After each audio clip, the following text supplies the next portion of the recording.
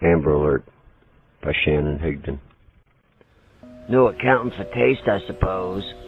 The soiled old man blurted into his face as he shuffled past.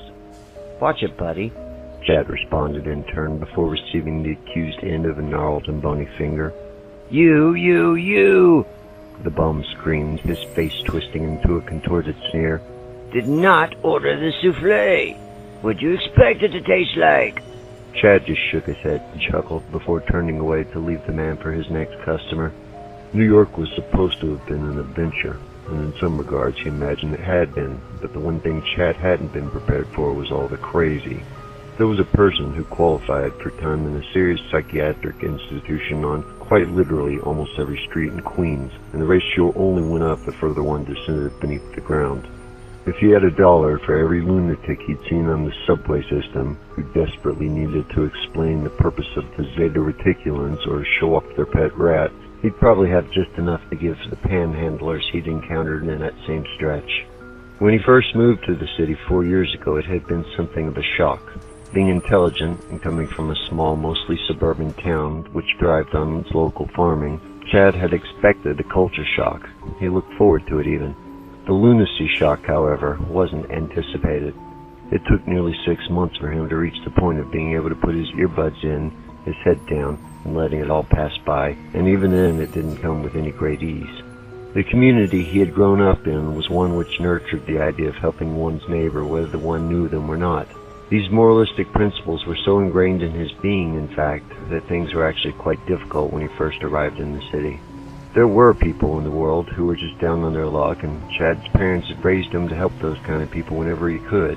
It stood to reason as well that not every homeless person was crazy or dangerous, but it could be damn near impossible to differentiate sometimes. He had been wrapped by so many conflicting thoughts and emotions. Do I help this person? Do I call the police? Will this person hurt themselves? Will this person hurt me? The mixed bag of actions and reactions culminated on one fateful evening when he found himself helping Clara to look for her missing dog. For nearly 2 hours he showed remarkable patience by scouring a 5-block radius with a sexagenarian in curlers and a bathrobe for Poggy, despite the evident indications that something was amiss.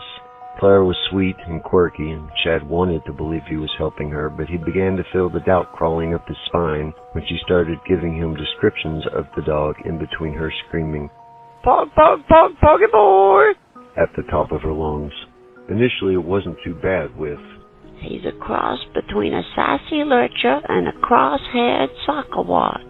Granted, they weren't breeds he was familiar with, but he was far from knowledgeable on the subject. Any breeds beyond the golden retriever which he had growing up, or the poodle that his nana had, were outside of his scope of recognition anyway.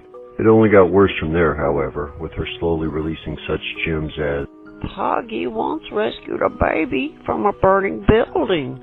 and "Poggy stopped an assassination attempt on the mayor's life." eccentricity no longer seemed a viable excuse when she finally got around to explaining how the animal could fetch a rainbow, read people's minds, and grasp objects with its tail, the last of which brought Chad to his limit. He had turned to her to say as much, and she must have seen it in his eyes. Before he could get the words out, the old woman screamed out in recognition and knelt down as Poggy came running into her arms to lather her with grateful kisses. That was Chad's best estimation of the scenario, at least. It was impossible to know the specifics, however, of what the invisible and imaginary dog did or did not do when he was reunited with his owner.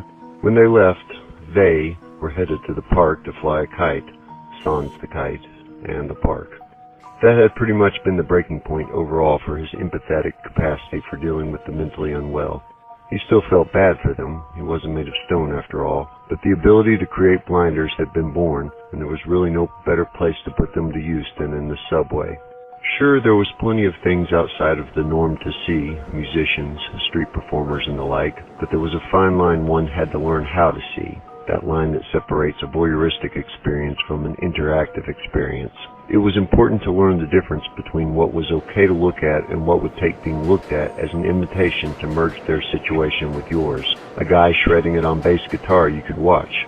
A guy shredding it on air guitar you probably shouldn't. The essence of the subway changes entirely after midnight. It's a different breed of person. While the white-collar professional is snug in their sheets dreaming the American dream, nocturnus personis comes out to play. Their moods, much like their intentions, seem to be darker. A wisp of the sinister always seems to linger in the air. Some of this is paranoia, some isn't. This was never more true than when riding on the metro trains which crisscrossed through the beating heart of the Big Apple, connecting its extremities and forcing the full spectrum of its denizens to pass by one another in an area of chaotic activity. Riding the metro lines at night was, in and of itself, a guarantee of the odd or unusual, and generally not for the faint of heart. The drunk Wall Street yuppies, art house cretins, and fashion industry snobs mostly opted for a taxi or Uber these days instead, leaving the subterranean as a playground for those who preferred the dark. Chad was a big guy who knew how to handle himself. He never really walked around in fear of the unknown assailant, but at the same time, he wasn't one to tempt fate. Unless he had a good reason, a really good reason, he didn't ride late at night either. It was more a case of common sense than cowardice. On this particular night, however, he did have a good one. A damn good one as far as he was concerned. As he made his way down the first flight of stairs and through the twisting tunnel to the platform, he couldn't help but feel like his entire life had led him to this point, and he was having legitimate difficulties keeping the wide-lipped grin from his face. The ride back to the loft in lower Manhattan probably wouldn't go without incident if he couldn't stop grinning like an idiot, however. The reason Chad had moved to New York in the first place was to pursue his dream of being a successful graphic artist. That, and to expand his cultural horizons beyond what the cornfields of central Iowa had to offer. He loved the state in which he had been born, and lived in straight through to his graduation as a University of Iowa Hawkeye, but that was part of the problem. He had never been anywhere else in his life, and beyond the professional possibilities that might have been available, New York City seemed like the best way to see everything. It held the promise of being a microcosm for the entire world, not that it kept all of its promises. The employment opportunities and career prospects weren't as plentiful as he'd been led to believe, even with his degree. The competition turned out to be exceedingly fierce, even for jobs that he knew he was overly qualified for, and he struggled at first to make rent for a rat hole in Brooklyn. For 12 months, the fear of having to move back home, hat in hand, was a very real and constantly looming figure, and subsequently that first year wasn't a lot of fun. He had been too poor to experience any of that culture he'd been seeking. His down-home charm and attractive, without being intimidating looks got him behind a couple of different bars where he made some decent money slinging drinks, but he could have done that in Iowa. After 2.5 years, Chad had reached such a point of comfort with the city and his routine within it that it would have been easy to give up on his dreams. He had worked his way into a manager's position at an elegant restaurant and bar and was making, even by New York standards, a nice living. There was still plenty of room for advancement in the franchise, and the corporate headquarters seemed quite keen to keep him around for the long haul. The path laid out before him was very safe. It made sense and put the goals of the average American dream on a road he could easily navigate. He could have the money, house, and car, plus the stability of a 9-to-5. It may not have been what he had set out to do, or had wanted to do, but it was more of a success in his book than that of his father, who spent his life mindlessly crop dusting endless ears of corn. It wasn't the life of the hotshot artist he had set off to be, but it had to be better than the hell his parents wanted for him by staying close to home. Chad had more than conceded to the life plan that was throwing itself at him. He'd begun actively pursuing it. There's no telling how far up that ladder he might have climbed either, had his trajectory not been dramatically altered. By her. It took 3 years and dates with 14 different women before Chad met Victoria. 5 were blind dates, 7 were arranged through dating apps, and only 1 came by pure happenstance. Vicky and he arrived simultaneously at the same deli, seeking the same tuna fish sandwich, the absolute last tuna fish sandwich of the day. Of course, his upbringing dictated that he deferred the sandwich to her, and as he was considering a less desirable alternative, she had offered to share her lunch. She had been blown away by his chivalry, which had been forced out of her world at NYU in the name of liberal progressivism, and he had been blown away by her everything. New York had plenty of beautiful women. It wasn't a unique experience to run into one, but with her it was different. Vicky wasn't like anyone, and her beauty went so far beyond her physical attributes that he struggled to find another word to describe her other than perfect. As they ate lunch together at that booth in the back of the deli, Chad couldn't find a single thing about her that he didn't find desirable. By the time they were finished, he decided that all the songs, movies, and stories about love at first sight which he'd always considered bullshit, may have been more accurate than he'd given them credit for. They began dating shortly after, and Chad could never again ridicule a Nicholas Sparks book or movie without feeling like a hypocrite. It was her that convinced him to begin chasing his dream again, even if that meant returning to poverty for a while in the process. If we don't have any money, she had said, we'll still have each other. I'm sure we can find other ways of entertaining ourselves. And damned if she wasn't right. Just having her to hold in his arms every night turned out to be one dream come true. Why couldn't it happen again? Despite the objections of his bosses who pleaded with him to stay, and his parents who informed him of what a stupid decision it would be, Chad quit the restaurant. With Victoria's support, he was going to put his full efforts into making it as an artist, and he couldn't do both. Professionally, the next 6 months were rough, but personally, oh man. Vicky and he had moved into the loft together, and despite the steady diet of ramen, felt like the luckiest people in the world. Everything that went on outside the walls of their love shack only felt like a distraction, and as long as the party consisted of the two of them, it was never necessary to go out to have a good time. Draining their savings accounts as slowly as possible and doing their best to prioritize their expenses, they ended up spending more money on condoms than they did on food during that period. After the initial hurdle of having nothing, Chad got a couple of small jobs designing advertisements for local businesses, which put a little money in his pockets, but more importantly, got examples of his work into the public eye. Those jobs quickly led to a larger variety of employment, everything from a 12-by-12 mural for a library to illustrating a children's book to designing custom t-shirts for an ironically hip clothing store. There were no major breakthroughs for him in that first year or so, but enough interest in his unique style existed to keep him from going broke and to help make connections in the art world. The networking and politics of the New York art scene was, as far as Chad was concerned, just another example of the city's abundance of crazy. The people may smell better and have more money than the mass of homeless, but make no mistake about it, they were just as mentally unstable. Both groups could be unreasonably entitled, and the actions of many of the artists, dealers, critics, and collectors would seem right at home on a street corner covered with filth. Unfortunately for the homeless, however, their eccentricities were frowned upon and even greeted with aggression, whereas with the raving and possibly dangerous artists, they're called peculiarities and met with a mild amusement. Only one color changes the hues of public opinions, and that's the green of money. Enough green seemed to make just about any action acceptable. Since Chad had very little of that, breaking into the exclusive society was no easy task, and it had to be done based on his ability alone. No denying there was some luck along the way, as well as Vicky's constant reinforcement, and in just a little over a year since leaving the restaurant, he had his first show. Since then, both their lives had been a whirlwind. He was selling pieces for $2,000 or $3,000 at a time, and companies were crying out for his work. When money was no longer an issue, Vicky quit her job as a dentist and receptionist to take over the administrative side for him. It had become a full-time job in and of itself and was leaving no time for him to concentrate on the artwork. That was less than a month ago, and since then, Vicky had gotten his work into some of the hottest art houses and galleries in New York, as well as having some pieces sent to galleries in Los Angeles. She was the one who made first contact with Marcus, whom Chad had spent the day and better part of the night with. He had introduced himself as Marcus with a K and was just as pompous as the introduction suggested. Flamboyant and showy, with an ego the size of a Mack truck, the man wasn't normally the type of person Chad would have chosen to spend time with. However, being that Marcus was the owner and curator of the hottest gallery in all 5 boroughs, Chad was more than happy to bite the bullet. He was so damn thrilled that Marcus wanted to give him an exclusive month-long showing that pretending to like the self-proclaimed diva wasn't nearly as difficult as he thought it would be. In fact, when Marcus made mention of the fact that the pieces he displayed never sold for less than hundreds of thousands, Chad had no problem at all in joining the dramatic man in an improvised waltz through the main viewing hall. True, he could have done without the kiss on each cheek when they finally said goodbye less than an hour ago, as well as the ruby lipstick that Marcus left behind, but it did nothing to bring him back down from the clouds.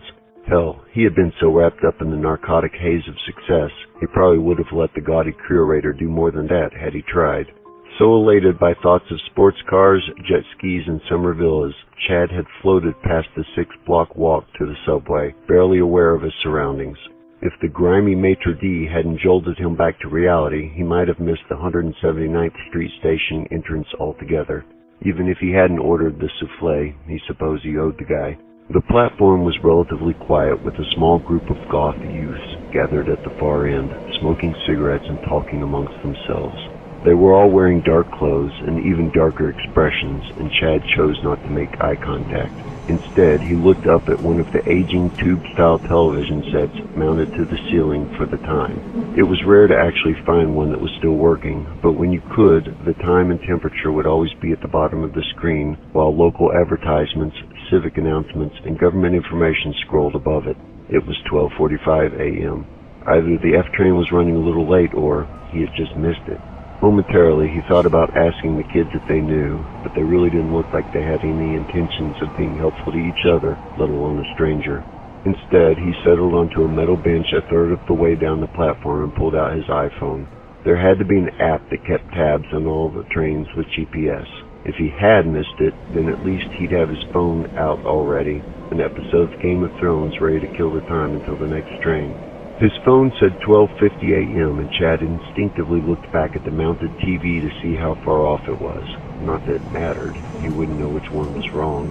Confirming a difference of a few minutes, he was about to look back at his phone again when his eyes were caught by the face on the faded screen.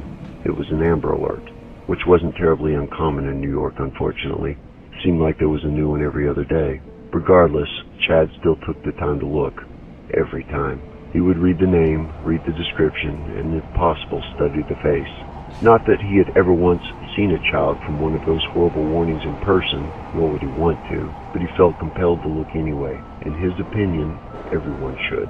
As much as he believes we should all be helpful to each other and good stewards to our neighbors, first and foremost, society as a whole needed to watch out for the children. We were required to protect and nurture all children. They were the bearers of innocence and the future both. The little girl's name was Kimberly, and she was 10 years old. With raven pigtails and a melt-your-heart grin, she looked like a pageant queen or juniors model, something out of a commercial for children's whatever. In the picture, she looked truly happy, and that made it all the more heartbreaking knowing that she'd been abducted from her bedroom nearly a week ago and could in no way be feeling that way now. With the screen wiped to the left, the picture was replaced with a list of announcements involving activities sponsored by the Shriners of New York, and Chad shook his head, trying not to let his mood diminish. The world was always going to be ugly in places, especially in this city. It was best not to dwell on things that can't be helped. He had done his civic duty by making an effort to see the alert, at least, rather than looking right past it like the large majority. Turning his attention back to the smaller screen in his hand, he sought out the NYC Transit website. A couple of minutes and a few taps later, his expectations were rewarded with a confirmation. The trains were monitored in real time. It made sense. In this day and age, when every new car, cell phone, and credit card were equipped with the GPS tracking computer chips, they definitely should have figured out how to slip one somewhere aboard the 70-ton trains running beneath the streets. As it turned out, they had. Chad hadn't missed the F train after all. It was nearly 10 minutes late at this point. A couple of minutes here or there weren't unusual, but 10 was uncommon. The intricate and complex nature of the crisscrossing railway lines generally required the operators maintain a precise schedule in order for it to run smoothly. Without keeping a tight ship, the whole system could get jammed up and go to hell in an instant. The transit app didn't indicate that there were any problems, and he really hoped that was the case. Their technical issues were his pain in the ass. The last thing on earth he wanted to do was spend 2 hours in Queens waiting for the subway repair team to do their thing, especially when Chad was dying to get back to the loft to tell Vicky how it went with Marcus. That wasn't necessarily rare in itself. It seemed to be a common theme for him to feel anxious about returning home whenever he was away. It really didn't matter the reason. He was always in a hurry to tell the woman of his dreams about his day, even if it contained nothing more than the mundane. If the highlights consisted of a trip to the coffee house or watching Friends reruns on PBS all afternoon, Chad couldn't wait to share it with her. The truly amazing thing was, she seemed to feel the same way. How was it possible that someone so clearly out of his league could look into his eyes every morning and say, I love you? It was completely baffling, and, for the most part, he tried not to pull at those strings. On the rare occasions when he did study the mystery, it only led to a long list of detrimental qualities that should have sent her running. One would think that being in a relationship with someone like Victoria would be good for the ego. It really wasn't. You're this! One of the leather-clad teens screamed from the far end of the platform, apparently admonishing one of her friends who had said or done something to piss her off. Chad looked their way, and the girl that screamed, covered in piercings and tattoos, wore black lipstick on her scowling face. His best guess was that the kids were millennials, but he was finding it harder and harder to gauge the ages of the subsequent generations anymore, especially the young women. The makeup and collagen industries had created a new breed of woman who was of an indeterminable age, and trying to guess generally ended unpleasantly. 18-year-olds looked 28, and 28-year-olds looked 18. Not that you could make assumptions either. The world of dating had changed so dramatically in his lifetime, it wasn't funny, even though it should have been. Not only did you have to be concerned with making sure that they're of age, which isn't a new thing in itself, having been a concern outside of the Mormons at least, since the time of the Romans. However, finding out how a person identifies, what pronouns they use, and even what sex they actually were, really weren't issues when he was on the dating scene. It was just another reason he was grateful for Victoria. The screamer flipped off a guy whose hair hung over his mascara-caked eyes, and after a couple of seconds, laughter broke out in the group. Chad surmised that there would be no ensuing violence and turned his attention back to his phone and the time, 12:53 a.m. He would give it another 7 minutes. Arbitrarily rounding to the closest zero, Chad figured that was about all the patience he had in him. If the train hadn't arrived by then, he would head street side and hail a cab or just set up an Uber. It would probably be a difference of a couple $100 for the trip home, but it would be just as quick, if not quicker, and he really wanted to see Vicky. Besides, once he got his showing in Marcus's gallery, that kind of money would be chump change. Chad dusted off a classic and pulled up the Angry Birds game on his phone to kill 7 minutes and subdue his socially engineered OCD. According to the app, it had been 29 months since the last time he played, and rather than attempting the recollection of his last game, he decided to start over on level 1. He had just loaded the first bird into firing position for its aerial assault on the feebly constructed pig facility when his attention was pulled away at the last second, sailing the feathered missile well over its target. The door to the men's room, which sat against the wall to Chad's left, opened, and 3 people came shuffling out onto the platform. It was immediately obvious that they were homeless. It wouldn't have been something that would have held his attention were it not for the last one to exit. The first man was covered in multiple layers of dingy clothes, seemingly wearing his entire wardrobe in order to keep it close at hand. His eyes looked like that of a young man, but his black hair and long beard were streaked with large swaths of gray which contradicted the rest of his face. The streets were aging him prematurely. Chad wondered how the man wasn't covered in sweat beneath all the coverings. It was easily 75 degrees. The second man to exit behind the ball of clothes was much larger than the first, despite the massive fabric that consumed him. It was difficult to estimate, but since he had to duck slightly to clear the bathroom door frame, Chad guessed he was close to 7 feet tall. He had a beard as well, but unlike the full beard of the other man, it was shorter and grew in scruffy patches which jutted out in all directions. Beneath the hat, made primarily from plastic Walmart bags, he truly looked like a madman. He might have been the nicest guy in the world, and if he was, Chad felt bad for thinking it, but approachable would never be a word that would apply to him. The headpiece was only the finishing touch for the ensemble, however, as the shirt, pants, and coat seemed to be cobbled together from more plastic than fabric. Utilizing garbage bags, grocery bags, sheeting, and an industrial tarpaulin, he somehow created the ultimate look for the rainy season. Honestly, Chad wouldn't have been surprised to see something similar in one of the avant-garde fashion shows that Marcus had insisted he attend with him, and which, despite it sounding like a punishment of some type, he had agreed to do. The outfit had somehow been stitched together in a fully functional form, but it didn't stop him from crinkling loudly with each step that he took. If it weren't completely beyond the bounds of the societal decency he believed in, Chad would have snapped a quick picture with the iPhone. It was as amazing as it was amusing. Oh, and sad. He was just about to look away and return to minding his own business when the third one exited. Chad's first thought, which his rationale quickly dismissed, was that it was a child. That couldn't be right, though.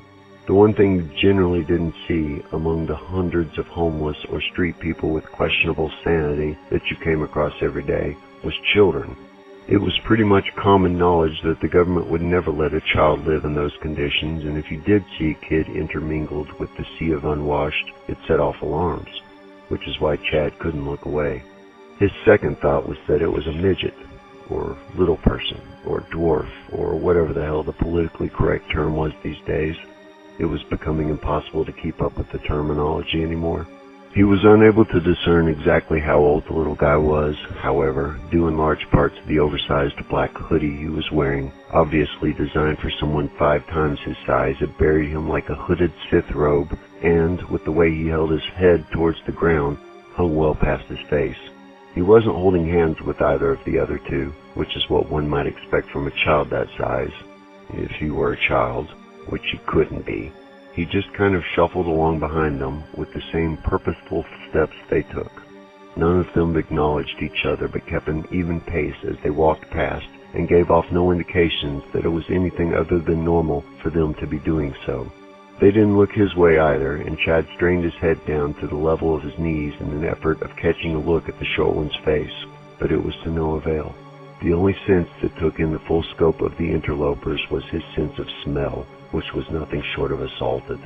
The 3 continued past him, steady, in no hurry, and made their way to the far end of the platform, just past the group who had already given them a wide berth while snickering mercilessly.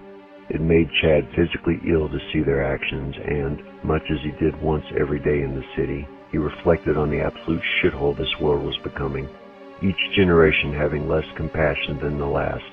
He had gotten used to being mocked for his conservative middle American views, but were helping and loving one another really such radical concepts anymore? Had WorldStar, Hip-Hop, and Rotten.com and the like really killed empathy? And if that were true, what did that mean for the future of this world? The F train pulled into the 179th Street station at 12:55 a.m., nearly 15 minutes late, and Chad tried to let his disgust subside as it came to a groaning, screeching stop. He only hoped that the group wouldn't continue to ridicule once they were all on the train together. The doors gave a groaning jerk, teasing their inability to open for a split second before yielding to their manufactured purpose and sliding away. Without fail, Chad always remembered and relived the scene in an action movie from his childhood where a guy gets his arm caught in the closing doors and gets dragged to a less than pleasant end. It was undoubtedly an irrational fear, but one which always got his butt quickly onto a train regardless, and he hustled onto the car. He tried his best to keep an eye on the kids and the bums through the train window, and for a moment it appeared that they would be getting into the same car together. The 3 men didn't get on the subway car, however, and instead entered a door that was such background scenery Chad hadn't even noticed it before. Just a few feet from the train tunnel, the sign on its front read, "Do not enter. Authorized personnel only. Central maintenance. Line F4358, Section D33. It was more than evident that they weren't supposed to be going in there, but what the hell was he supposed to do about it? He wasn't the transit police, if such a thing existed. At that point, Chad realized the moment would be nothing more than another, probably not interesting story that he would share with Vicky later, and he was about to relocate his attentions to finding a seat when he caught a quick glimpse of the short man's face as he just happened to look up in his direction at that second. Not just in his direction, but right at him. And it wasn't a man. The moment was so quick that his mind had difficulty processing it with the speed he needed it to. It was a child. It was a little girl. And even though her face was mostly concealed beneath layers of soot and grime, it immediately seemed familiar, although he just couldn't be sure. Chad pulled the iPhone out of his pocket and quickly sought out the Amber Alert website. It felt like it was probably the same child he had just seen on TV, but it could also have been his mind playing tricks on him, a combination of opportune lighting and wishful thinking. He had to know for sure. The bandwidth wasn't great within the metal frame of the train, and the website was slow to load. The train began to groan again, and he knew he had to make a decision. There was no way he could verify that he had seen Kimberly before the F train left the station, or after for that matter. It was common knowledge that the cell signals were non-existent in the tunnels, at least until the city decided to spring for the technology necessary to make the vehicles into mobile hotspots. Damn it. He swore to himself before jumping back onto the platform, narrowly beating the closing doors. It went against every Vicky-centric addicted bone in his body. The train pulled out of the station with Chad's last shot at a subway ride north for at least 30 minutes, and he shook his head with a bit of self-disgust. Even he couldn't believe the lengths to which his Samaritan actions took him sometimes. In the end, however, it came down to the fact that it was better to ridicule himself over the results of his motivations than it would have been to have turned his back on someone that truly needed his help, especially a child. That was the sort of thing that Chad would never be able to live with, and the biggest reason why he was still standing on the 179th Street platform rather than speeding home to the warmth and comfort of Victoria's bosom. The website was still trying to squeeze through his bandwidth, and while waiting, Chad examined the door that the three had gone through. It should have been locked. A small screw had been wedged into the locking mechanism, keeping the bolt from clicking into place that would have made the door impassable to anyone without a key, much as it was designed to do. One could only presume that those key holders were the authorized personnel to which the sign referred. He couldn't help but to notice the tiny row of indecipherable symbols that had been etched in beneath the word authorized. While they didn't hold his attention for long, they did strike him as an odd type of graffiti, something between Egyptian hieroglyphics and the stuff he'd seen on Ancient Aliens. The Amber Alert page finally finished loading, and Kimberly Mary Masters' beautiful face filled the screen. Chad studied the details of her face for the second time in the last 10 minutes, this time taking particular care to process the details the high-definition iPhone screen conveyed that the dinosaur in the metal frame above him could not. He did his best to match the girl on the screen with the child he'd only seen for a millisecond. It sure looked like the same girl, but was it enough to call the police over? It only took a moment to decide. Even if the kid he had seen wasn't Kimberly Masters, it was still a child walking into a maintenance tunnel with a couple of bums. That alone should warrant interest by the authorities. He quickly downloaded the Amber Alert PDF and switched over to the phone line. 911 took a full 5 rings to answer, and then, when it did, it was a recording informing him that his call would be answered in the order it was received. Chad sighed.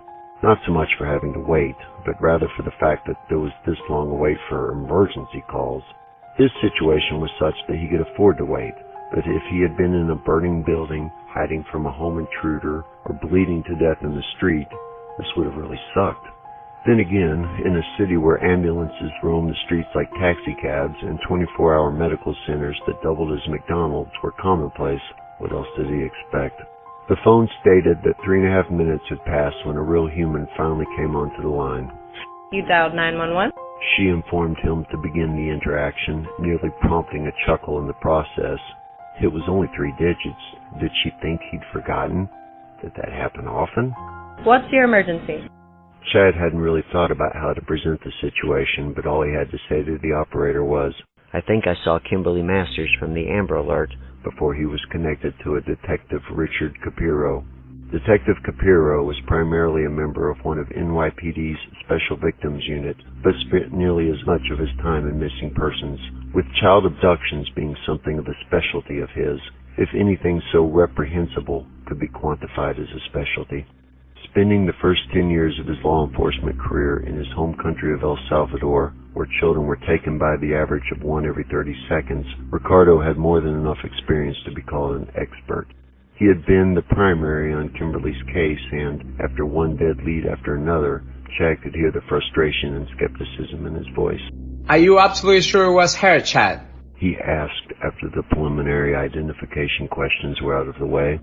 Chad tried not to judge the man. Goodness knows he couldn't do the job, but it was still a little irritating. He did his best to keep it from coming through in his voice. No, I'm not absolutely sure. Does it really matter, though? I saw a little girl, and she was heading to a friggin' maintenance tunnel with 2 homeless guys. Shouldn't that be enough to warrant an investigation? Of course, Mr. Parker. It's more than enough. I'm just trying to get the facts straight. Detective Capiro put his hand over the mouthpiece, and Chad could hear him talking to someone else, muffled through fingers. A moment later, and he was talking to Chad again. Okay, Chad. I got someone heading to your location now. Do you still have visual contact with individuals?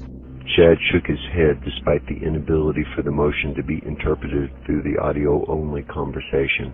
No, I told you they've gone into a tunnel. I'm on the platform. Are you wanting me to follow them?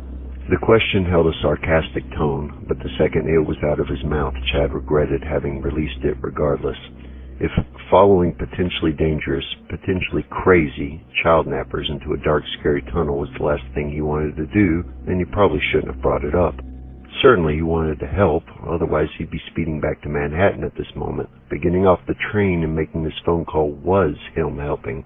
There was no way they could ask him to do more than that, was there? The line was silent for a moment, as though the detective were really considering such a ludicrous question when he finally came back with, Could you? It was more than a little flabbergasting. Are you serious? Well, I definitely don't want you to put yourself into a dangerous situation by any means. However, I really don't want to see these guys slip away, especially if it is Kimberly. He paused for a moment, and Chad waited for the punchline. Maybe you could try and see which way they're heading. It'll take my guys at least 20 or 30 to get there. Any information to help direct them when they do is invaluable. What do you think, Mr. Parker? Can you help us out? Can you help her out? You've got to be kidding me, Chad thought to himself. Is it even possible for this guy to lay it on any thicker? He couldn't help but to wonder if there was any way this detective could have known that he wasn't talking to the average thick-skinned New Yorker that didn't give a shit about helping anyone but themselves. Sometimes he felt like he had Rube written all over him when he walked down the streets. If that was coming across over the phone as well, something might need to change. If that wasn't the case and Detective Capiro used the same approach on everyone, it might explain his lack of success. Chad scoffed and began pacing, the answers he wanted to give echoing in his head. No, sorry, I don't think I can do that. It's against my religion. I've got a bad back, the flu, chronic IBS. Anything other than the words that eventually came out of his mouth would have been better. Yeah, okay. I guess I can try to follow them for a little bit. He looked at the sign again with disapproval. This says authorized personnel only. I'm not going to get in any trouble for going in here, am I? No, Chad. You are now authorized personnel. You just try to stay quiet and unseen, if that's possible. If that's possible? Hell of a pep talk. Chad shook his head and looked around the deserted platform before opening the door and peering into the darkness beyond his threshold. Was he really going in there? He had made plenty of bad decisions in the past, but this felt like it might be the worst. Yeah, right. Unseen. Chad mumbled in agreement. You're going to stay on the line with me, right? I've got my Bluetooth in, buddy. I am not going anywhere. The thing is... Chad took one step into the cramped concrete tunnel and the detective's sentence was cut off, along with the call. With instantaneous precision, the boundaries of his iPhone signal were clearly defined. It could fight its way through the quarter-mile of dense earth and steel frame, but the 3 feet of industrial concrete which lined the maintenance tunnel like a bomb shelter proved to be too much. Son of a bitch, Chad cursed to himself. Detective Capiro might not be going anywhere, but he wasn't coming with him. The thick metal door closed behind him and he took a couple of steps forward, hoping his eyes would adjust to the dramatic difference in light. After a few moments, and deciding that they wouldn't, Chad decided to utilize one of the cell phone's alternate functions, the flashlight. It was impressively bright, and yet another reason why he called his iPhone a Swiss Army knife for the 21st century. He couldn't even count the number of times it had saved his ass by functioning outside of its ability to make phone calls, and, in this particular instance, he was immensely grateful for the unexpectedly large, round swath of light it cast out. It was probably his first big mistake, however, as it completely went against one of the only 2 edicts he'd been given: stay unseen. With the dust kicking up in the air around him, he looked like a walking snow globe. The tunnel itself was only dimly lit with tiny yellow phosphorus bulbs spaced every 10 feet or so. The 5-watt lights did little more than remind the eye that the walls continued to exist as far as you could see. Chad could see no sign of the grungy trio, but since they weren't as illuminated as he was, that wasn't surprising. With the brightest light source in the vicinity coming from his own right hand, it really wasn't possible to see much of anything outside of his immediate comfort zone. Taking a moment to realize how utterly anti-beneficial the phone's bright light actually was, he acquiesced to the shadows and shut it off. He gripped the wall for balance and tightly shut his eyes for 20 seconds, which was about how long it took for his iPhone's flashlight to quit reverberating on the back of his eyelids. Silently counting the seconds off in his head, Chad simultaneously listened intently for any ambient noise beyond his own breathing. Nothing helpful offered itself, unfortunately. No shuffling of feet or murmuring of voices filtering down the tunnel, and when he opened his eyes again, they were presented with the same stillness his ears had been taking in. Reluctant would be a huge understatement in describing his progress as Chad slowly began to put one foot after the other down the tunnel, which was, he felt in its most simplicity, dark and scary. Having no experience in construction or maintenance, it was a wholly alien environment. The closest approximation he had of the experience was walking through the concrete walkways from concessions to the seats at Citi Field, and, in that instance, the tunnel had been wider and much shorter, without even mentioning the bright light at its end. This was significantly different. With maybe 3.5 feet from wall to wall, it was definitely more claustrophobic than at a Mets game, but on the plus side, at least there was no room for someone to jump out at him, which was exactly where his mindset was at. The most sinister thing he could see were the tiny, unobtrusive spiders building webs in the corners, and yet he had already psyched himself into a haunted house frame of mind, letting the anxiousness and fear slowly build itself out of nothing. He was reading too many of those damn creepypastas online. Every few yards, his feet would stop involuntarily, and he would have to remind them why they were there in the first place. There was a child in there. If he was scared now, imagine how she felt. The tunnel bent at a slow angle, and once he'd gone far enough to no longer see the door he came through, Chad began to question just exactly how far he was prepared to take this. Obviously, he had no intentions of walking the how many miles it was to the next station. There had been no indications of his quarry so far, and with nothing to suggest they were still in front of him, he was just about to turn around when he came across the metal door. It was on the left wall, opposite the subway line, and while the tunnel continued to stretch into the distance, logic seemed to dictate that this had to be where they had gone. That was, unless they were as fast as Usain Bolt and as quiet as ninjas, and he knew for a fact that Mr. Gladrap wasn't capable of either in his outfit. The sign on the front was of the familiar authorized personnel only variety, and this time he was fully prepared to ignore it. However, something did grab his attention, much more than the first time he had seen it at least. Beneath the word authorized, much as had been on the last sign, was a small, neat strip of those unusual symbols that were so foreign to him. Pictographic in nature, something in the back of his mind said, maybe it's Sanskrit. But how in the hell would he know that? Maybe that fired neuron just happened to be the one paying attention to that episode of National Geographic that Chad had only thought of as background noise. Whatever the case, whether this was Sanskrit, something from Skyrim, or out-and-out gibberish, it was definitely out of place in this darkened armpit of the world beneath the city. So seemingly random at first glance, he could tell, upon further inspection with the iPhone light, that whomever had carved the symbols into the metal had done so with the type of precision and care which appeared to be anything but random. No, it looked like a message, a second sign placed inconspicuously upon the first, and its intended recipient was anyone's guess. Chad tried the handle, and it was unlocked, the deadbolt having been disabled with the same wedged-in screw trick that had enabled him to get through the last one. He turned off the light again, not wanting to give away his position to whomever might be behind the door, and slowly opened it, only slightly aware that all of his muscles were taut with tension. It was probably more psychosomatic paranoia, but this felt like another boo moment, and he was going to be ready to come out swinging if it was. It took his eyes a moment to adjust to the complete darkness within, and when they did, he still wasn't sure what he was seeing. The 3-foot by 3-foot cubbyhole looked like the world's worst janitor's closet, and Chad struggled to see the purpose of the space until he turned on his eye light again, and then he kind of wished he hadn't. It revealed what he hadn't been able to see a second before, a submarine-style hatch centered in the floor. Was this for real? Chad didn't fancy the hatch industry had to be a booming one, but there had to be other options than this. He had a hard time imagining a group of people around a boardroom table at some contracted architectural design company signing off at the nautically themed entryway placed in so obscure a location, let alone someone drawing up the blueprint that way.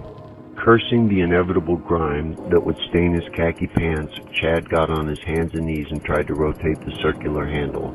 He was halfway expecting it not to budge and all the way hoping that it wouldn't, but it gave away easily and spun to the left. Well-oiled and quiet, this was a door that was not used infrequently. The circular hatch door lifted just as easily, and he peered into the darkness below. The top 3 rungs of the metal ladder were really all he could see. As much apprehension as he had about coming in the tunnel in the first place could be multiplied by 1,000 for as much as he did not want to go down that damn hole. "This isn't your job," that voice piped in his head. "There are people who get paid to do this kind of stuff. You're not trained to be in this kind of situation." That was true, but he was authorized personnel.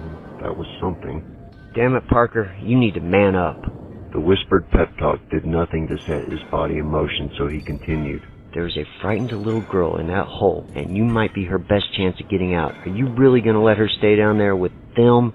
Chad was smart enough to know that his assertions were really assumptions and were latent with logical fallacies. He didn't know for sure that they had gone down in this hole. As far as he knew, there was another hatch 50 yards down the tunnel, and then another after that. Even if they had gone down this one, was he really her best chance? Because that was a frightening notion in itself. Regardless, the words worked, and Chad began gingerly lowering himself through the hole and down the ladder, grabbing each rung with an iron-fisted certainty before reaching for the next one. With phobias rating on the scale of the average person, he didn't care for heights, and he wasn't really thrilled with tight spaces either. The combination of the two had a thin layer of sweat building on his back and brow, while his heart hammered in his chest. It took a concentrated effort to keep his breathing slow and steady, in through the nose, out through the mouth. And he had to keep reminding himself that he wasn't doing anything wrong. He was allowed to be down there, and most importantly, he was the good guy.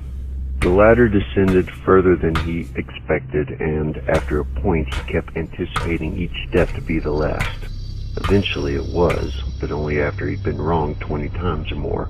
In all, Chad estimated that he'd climbed between 50 or 60 feet, or 4 stories, down, and he was at a complete loss as to what could be down there. The most obvious answer was sewage tunnels. It was too deep to see it ever being an alternate subway line. However, the odor that almost always accompanied that obvious answer was nowhere present. He had learned the hard way how to recognize the oppressive scent from the kitten in the storm drain incident. The kitten was rescued, but the odor, much like the time he got sprayed by a skunk as a child, stayed with him for several days. He appeared to be in yet another tunnel, much wider than the one above him, but there were no strategically placed little lights in this one to give it any definition. If it weren't for Apple's ability to pack a lot of punch into its bulbs, there would be very little to see at all, a sea of smothering darkness hanging just beyond the fringes of his illuminated orb. From what he could tell, Chad was smack in the middle of a tunnel which ran both ways. There would be no way to logically determine a proper course of action from here. Maybe if he were a Native American tracker or had some psychic powers, or even just a sign, he'd know what direction to go. But randomly setting off down a completely blackened hallway, a half a mile beneath the earth, where no one knew where he was, well, it didn't seem wise. He had placed a hand back on the ladder with full intentions of making the long climb back up, where hopefully nice policemen would be waiting to take his place, when a piercing scream echoed out of the shadows, freezing both his heart and his hands. 3 distinctive qualities registered immediately. First, it was a girl's scream, a child. Second, it was full of distinct fear, and the third, final, and possibly most upsetting was, he could tell exactly which direction it came from. "Son of a bitch," Chad muttered to himself once his lungs allowed the breathing to resume. You were wanting a sign. He would have preferred something a little less forbidding, however, given the circumstances. Taking his hand off the metal rung, he started off in the direction of the distressed noise. After a few steps, he decided to try it without the light, but the enveloping darkness was so overwhelmingly disorienting that he found himself getting turned around too easily. For the time being, he would just have to keep it on, at least until some other semblance of light decided to present itself.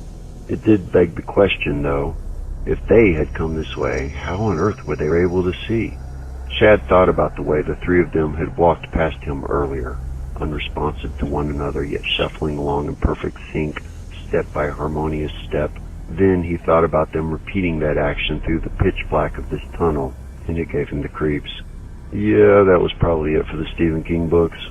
If it really was Kimberly he saw, however, and she was being forced somehow to trudge along behind those sick bastards, then it was a lot scarier than he'd imagined, and he wasn't the one that should be scared. Without the depth of field to judge the distance behind him, it was difficult to say how far he'd gone when he eventually came to an intersection that branched off in 3 different directions. Once again, he was struck with the guilt-inducing yet somehow totally relieving revelation that he had no clue how to proceed, and once again, as if on cue, he was denied the opportunity to make a judgment-free retreat. This time it was more than just a scream, as actual words flung themselves from the center tunnel. Clear as day and soaked with pain, a young voice called out, "Help me! Someone, please help me!" And then it was quiet again. Chad was often guilty of acting before thinking, and, more out of instinct than anything, he cupped his hands around his mouth and hollered in the direction of the voice. Kimberly! Is that you, Kimberly? He realized that, beyond the stupidity of giving away his location, it probably wasn't the best thing to yell in the first place. What if the child calling out for help wasn't Kimberly? Were they supposed to stop and take the time to explain that, no, they weren't Kimberly in point of fact, but they could still use a hand being rescued from the underground vagrants? Something along the line of, "Where are you?" or even, "I'm coming," would have been better. None of that mattered, though, as the answer he got was enough to get him moving again. After a curt scream, the mystery victim shrieked, "Hurry, please!" Her last word, "please," was cut off by what sounded like the muffling of a hand over her mouth. Chad began to jog through the darkened hall now, his footsteps echoing off the halls. His fear of the unseen had been growing smaller and smaller the longer he was traipsing around in the dark, and now the surge of adrenaline that was fueling his system was going straight to his protectorate mode. It was that same sense of physical readiness and mental awareness that he felt when he was out in the city with Victoria on his arm. In those moments, he was prepared to fight off an army in order to keep her safe, and completely willing to sacrifice his own life and limbs in the process.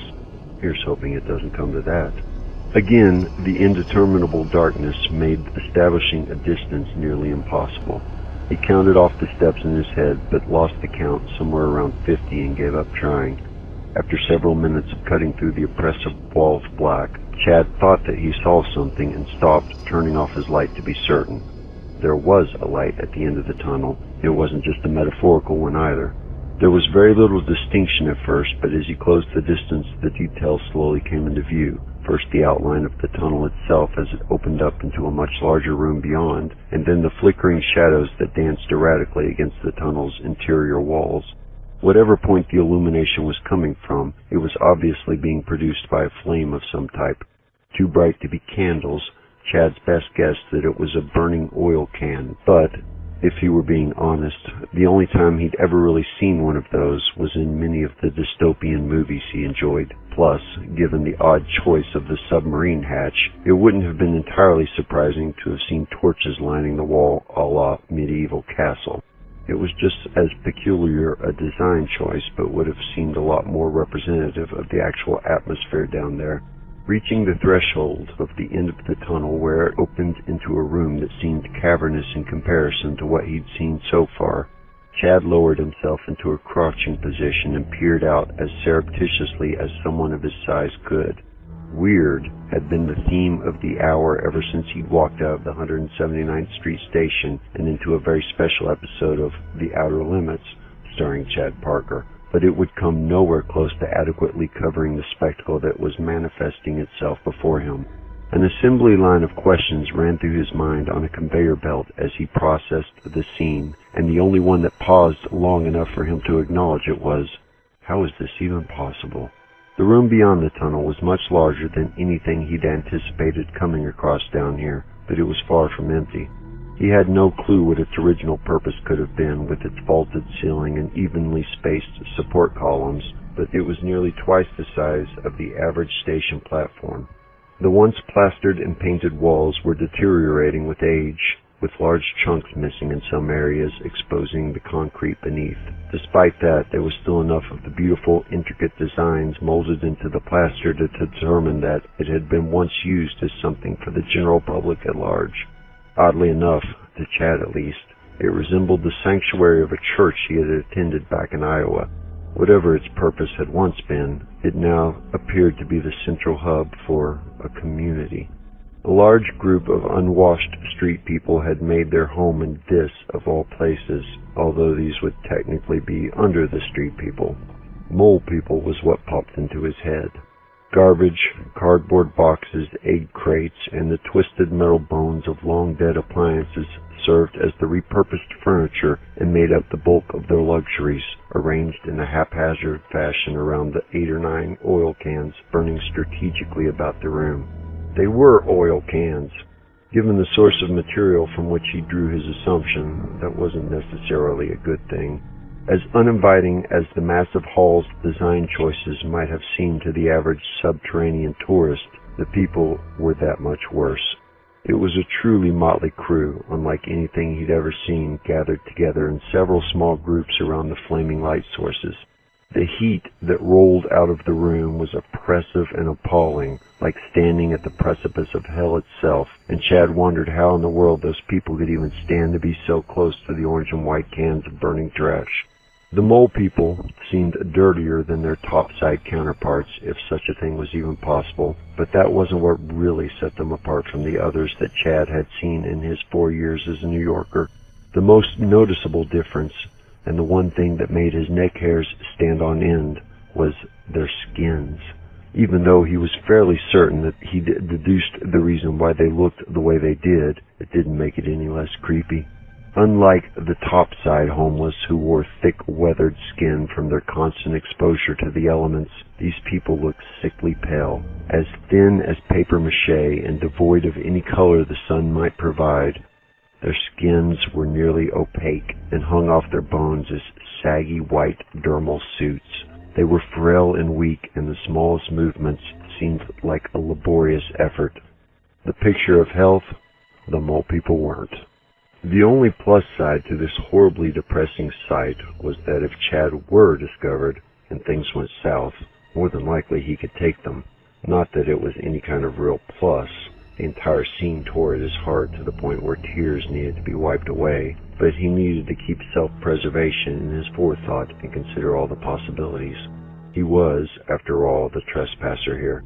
If he was given a shit sandwich to eat and things turned unexpectedly violent, well, he didn't see a single one of them who looked like they could swing a fist once at him, let alone multiple times. More than likely, a feather-light touch would topple them all like dominoes. Hopefully it won't come to that. Chad Parker had been in many fights in his 28 years, the first coming when he was only 6 years old.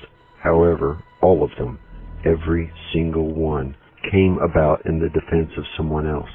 Someone being bullied, someone being looked down on, someone struggling that no one else seemed to care about, someone like these people. He hated himself for having any thoughts of violence against them at all and felt it necessary to repeat the "you are a good guy" mantra to himself yet again. You are supposed to be here. You are looking for a little girl. Unfortunately, that was the one thing he didn't see. Chad had carefully taken in the entirety of the room, or at least what he could see. There seemed to be additional depth beyond the lighted area. There was no indication of the two men, which didn't seem to share the same uber-albino affliction as the mole people, and the little girl he glimpsed for the full half-second they weren't allowed to share a look. The same little girl that he probably would have convinced himself by now that he didn't really see had he not experienced her cries for help. While this wasn't exactly a dead end, it was enough to allow doubt to begin creeping up his spine again. It was another situation which he had no tactical training to deal with, not to mention having no clue how to proceed. The last 2 times this had happened, he'd asked for a sign of some type, and both times he was granted one, albeit in the form of a directionally trackable scream. The part of him that had no desire to be there and continued to pull at his coattails, which, let's be honest, was most of him, demanded that he not request a third one. It had almost gotten him out of the unlit labyrinth buried far beneath the world he knew twice now, without success, and it was still biting at the chomp in anxious anticipation of his departure, prickling his legs with pins and needles, and the restless leg sensation that sometimes kept him awake at night when he'd had too much caffeine. "Don't do it," it screamed in his ear. "Don't you dare think it." Unfortunately for his inner cowardly lion, the instincts his parents bred into him for 18 years proved to be a stronger motivator, and after silencing the fear, he did think it. "I wish I had a sign." After several seconds of the same, Chad was actually a little disappointed, having nearly convinced himself that the thought itself had somehow been the catalyst for initiating the child on the 2 previous occasions, a magic incantation of sorts. That alone should have been proof that he wasn't trained to be down here doing this. If he was counting on magic thoughts to help him navigate whatever situation this happened to be, the kid was probably screwed. Maybe him too. Creeping back into the darkness of the tunnel a few feet, Chad pulled out his phone on the chance, unlikely as it was, that he might have a signal, and cupped the screen with his hands until the brightness could be dimmed. Now would be a really great time to be in contact with Detective Capiro. According to Apple's AI, which didn't come with a disembodied voice like Alexa or Siri, it had been just over an hour since they'd been cut off the first and only time they spoke, and, unfortunately, it seemed like it would be longer still. Edging quietly back to the open area, Chad extended the iPhone into the room and as far as he could reach without revealing his position. Still no bars. Maybe he should just try and backtrack a bit. He had left both the hatch and the door to the hatch wide open. The police couldn't be that far behind, could they? Without warning, the iPhone gave its 2 a.m. hourly notification beep. Chad had barely noticed the 1 a.m. beep, having just entered the maintenance tunnel at the time, but now it seemed way too loud and completely out of place in the environment. There was no way they couldn't have heard it. Jamming the phone into his back pocket, he prayed that it hadn't been and barely squeezed one eye around the corner. His prayers weren't answered. There was movement. Several of them were looking around, the sunken cavities around their eyes darkened by the lambent flames and, in striking contrast to their pale white faces, giving them the appearance of moving skeletons, Halloween costumes come to life. Several of them were attempting to get to their feet, but it was done slowly and deliberately, and looked like they might break something in the process. All of them appeared to be speaking, although not necessarily to each other. It was more like they were making announcements to the air in general. None of them were terribly loud, and the words came to Chad as a jumbled, incoherent mess. The few times that a phrase or couple words managed to find its way to his ear unimpeded by the others, they didn't even sound like a real language. Pluggy, huggy, pluggy, pluggy. Huffed us, kippy mippy, ippy whippy dippy. It was gibberish. It sounded like how a baby would talk, or at least the wholly irritating way a doting parent talks to their baby, and it was the only sign he needed to signal the retreat. Except, the second he had turned and taken his first step back into the darkness from which he came, Chad was halted once more by Kimberly's cry, and this time, there was no questioning whether it was actually her or not. Much like their previous experience, the two of them were only allowed to make visual contact for a hair's length of time, but it was enough to fortify his resolve and give him the motivation that he needed. Not only was he allowed to be here, he was supposed to be there. He was being led. There was no way he was leaving this hell beneath the earth without Kimberly Masters. The cry was a weak one, her fading strength evident, barely held buoyant by the last vestiges of fear before she would finally slip into a comatose state of acceptance. Chad had no children of his own and no brothers or sisters to provide nieces or nephews for babysitting on date night, but he didn't need the experience with children to know what those tones meant. It was a deeply primal utterance, wholly human and capable of being made by all ages. The heart-wrenching quality of the pathetic noise alone would have been enough to stir Chad onward. Seeing her, however, did something to his fundamental being. He could feel a complete change in his character as he was filled with an iron-willed ferocity he'd never known existed before, as well as an absolute conviction in his own manifest destiny. Earlier that evening, after schmoozing with Marcus and pretending to enjoy the caviar which the gender-fluid collector had insisted they nosh, Chad had thought that his whole life was leading up to this day, and now he was certain that he was right, just not for the reasons he had imagined at the time. When Chad saw her, she was on the far side of the room at the very edge of what the fire can's illumination allowed him to see, wearing the same black hoodie that very nearly enveloped her. Grime smeared her cheeks, which were pulled unnaturally tight against her bones, and her eyes were wide with fear. The poor thing didn't look good. Not at all, but at least she was alive. Then, as quickly as he saw and recognized her, she was gone, jerked backwards into the darkened abyss by unseen hands. He didn't know if those same hands had once again stifled her ability to call out as she was pulled away, but Kimberly didn't make another peep. It was a violently quiet transition. First she was there, then she wasn't. Chad didn't hesitate to move forward this time. With the way the room was laid out, and due to large portions of the floor being missing, the quickest and safest route to the location he'd last seen her standing took him straight through the slowly moving horde of mole people, and Chad was struck with another guilt-inducing thought. Probably due in large part to the complete pop culture indoctrination that warped the minds of most television-viewing Americans. The image that came to mind was that of Rick and Michonne ripping their way through a room of undead, or walkers. For a very disturbing second, he had to remind himself that these people were not zombies before deciding that he might be done with The Walking Dead. There had to be something better to do with his Sunday nights. Chad's plan was to try and juke them. It had been since high school that Chad had played in a football game, and even then he had only been a defensive lineman and not a running back, but how hard could it be? Honestly, his biggest concern was making sure he didn't hurt them. While a strong, stiff arm looked impressive at the 30-yard line, here it could be a fatal maneuver. He was so jacked up with adrenaline and determination that putting one or more of these already suffering people in the hospital was a legitimate concern. It was such a concern, in fact, that when they finally made contact, Chad chose not to make any forceful movements at all. By the time he'd reached the center of the room, the majority of them had made it to their feet, while the remaining still struggled to do so. 5 or 6 of them made frantic contact while circling him and began patting their hands against him gently, all the while babbling incoherently with alternate rhyming phrases. Hickey achy, picky, hiffo effa, hiffo effa, hiffa, honey, honey. Like the Dr. Seuss collection for the criminally insane, they were the ramblings of madmen, and yet eerily similar. It was as if they had created their own language, and none of them spoke the same dialect.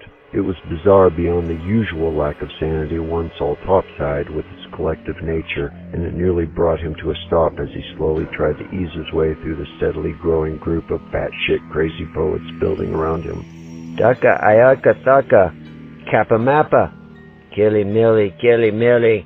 The combination of inane verses coming in stereo from all directions, dirty hands leaving an ever-growing number of prints on his dress shirt, a steaming rancid odor attacking his senses, and the death masks with soulless eyes all pleading for him to understand their native tongue was almost enough to make Chad think he might be losing his mind as well. Almost. Beyond the abject horror that was developing around him, he kept the image of Kimberly's face at the forefront of his mind, as well as her eyes that had been full of desperation in a way Chad had never seen before. It kept him moving forward through the reeking collection that very much resembled what he would have imagined from a real Walking Dead, and pushed past them as gently as possible, although a few of them did go tumbling over with well-placed rhyming exclamations. Chad shook his head as he tried to navigate the mess that was in no way trying to make it easy for him to do so. I don't know what you want. I don't know what you want from me. He did his best to explain. I can't understand you. I'm sorry. I don't have any money on me.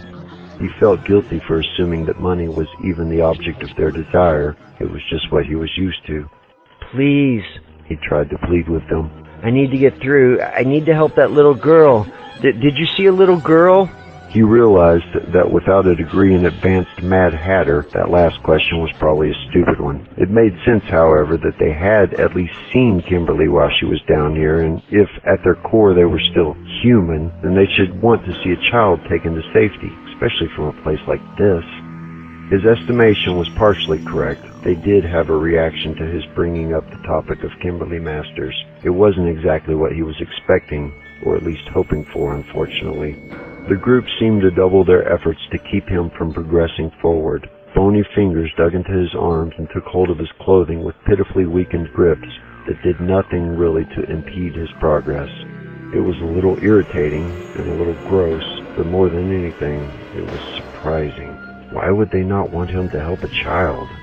It took several minutes to make his way to the far side of the hall without causing the kind of damage he wouldn't be able to live with later, despite the sprier members of the group continually placing themselves in his path and pleading, "Naka naka! Nearly, nearly!" or something as equally maddening. Making his way through the sea of unwashed psychotics was like walking through a furnace, and his entire body was slick with the gritty, uncomfortable sweat. Positive this aroma would stay with him for a while, Chad had done his best to breathe through his nose, because as bad as the odor was to smell, it was worse to taste, and now it was part of him, stuck on like glue. Vicky would insist on multiple showers. The mole people gave way as he reached the periphery of light, seemingly fearful of anything that lay beyond what they could see. The Pavlovian reaction was disturbing in its own right. Was this these people's entire world? Was it even possible to survive without venturing outside of this little slice of hell? It seemed incomprehensible, and therefore Chad didn't even try. One rescue mission at a time. His priority had to be the abducted child right now. Once he had her back in the arms of her parents, he could return with the proper authorities that would know how to help these people, or at least give them directions. It felt unlikely he would actually be coming back here himself. He ventured a few feet into the darkness before pulling out his iPhone again. It was tempting to stand there for a moment and enjoy the shadows, which were nearly 20 degrees cooler than it was in the center of the room, but he stayed in motion. The flashlight revealed another 30 or 40 feet of treacherous terrain to be navigated before the great hall ended in a large set of double doors. Chad felt some small degree of relief that there weren't multiple options to choose from, but that scenario could change the moment he made his way through. It took several large jumps and some back and forth maneuvering to reach the doors, and Chad wondered how those men had gotten Kimberly across so easily in the pitch black. The doors opened outward onto a metal platform, and when Chad stepped out, he was amazed by what he saw. The first thought that came to him was, am I still in New York? The platform was elevated well above the ground with a long ramp and a winding staircase that both extended to the bedrock base. It was a large, open rock cavern. When Chad was 9 years old, his parents had taken him on the only family vacation that ever took them out of Iowa and away from his father's crop dusting business. They had debated the vacation for a number of months beforehand, and there were literally hundreds of places that Chad had wanted to go. His top requests included the beach, either coast would do, a Disney-based theme park, and again, either coast was fine, or even a large metropolitan area where he could see a real Major League Baseball game. With all of these factors in mind, where did his father choose for them to go? Western Kentucky. Mammoth Cave. It's one of the 8 wonders of the world, had been his reasoning at the time, and Chad couldn't have been any unhappier about the decision. The vacation was, for his younger self, a hallmark of disappointment. That being said, Mammoth Cave was pretty damn cool. Before squeezing through Fat Man's misery and crouching past Tall Man's agony, the 6-mile tour began in a massive expanse known simply as the Rotunda. It was one of the largest discovered rooms, if that was the correct vernacular, in the world's largest cave, and this place looked like that. With the roof of the cave vaulted to well over 100 feet in some places, it was both majestic and beautiful, but so unexpected that the sight of it stunned Chad into immobility. It had to be a mirage or a hallucination of sorts. It was definitely like nothing he'd ever heard of. He recalled an article in Vanity Fair a few years back that took an extensive look at what existed beneath the Big Apple, and it covered the water system, subways, railroads, tunnels, sewers, drains, and power and cable lines, but there wasn't one damn thing about giant rock caverns. A short distance from the base of the staircase was what appeared to be some type of equipment, perhaps construction, as well as several enormous pallets of unused steel girders.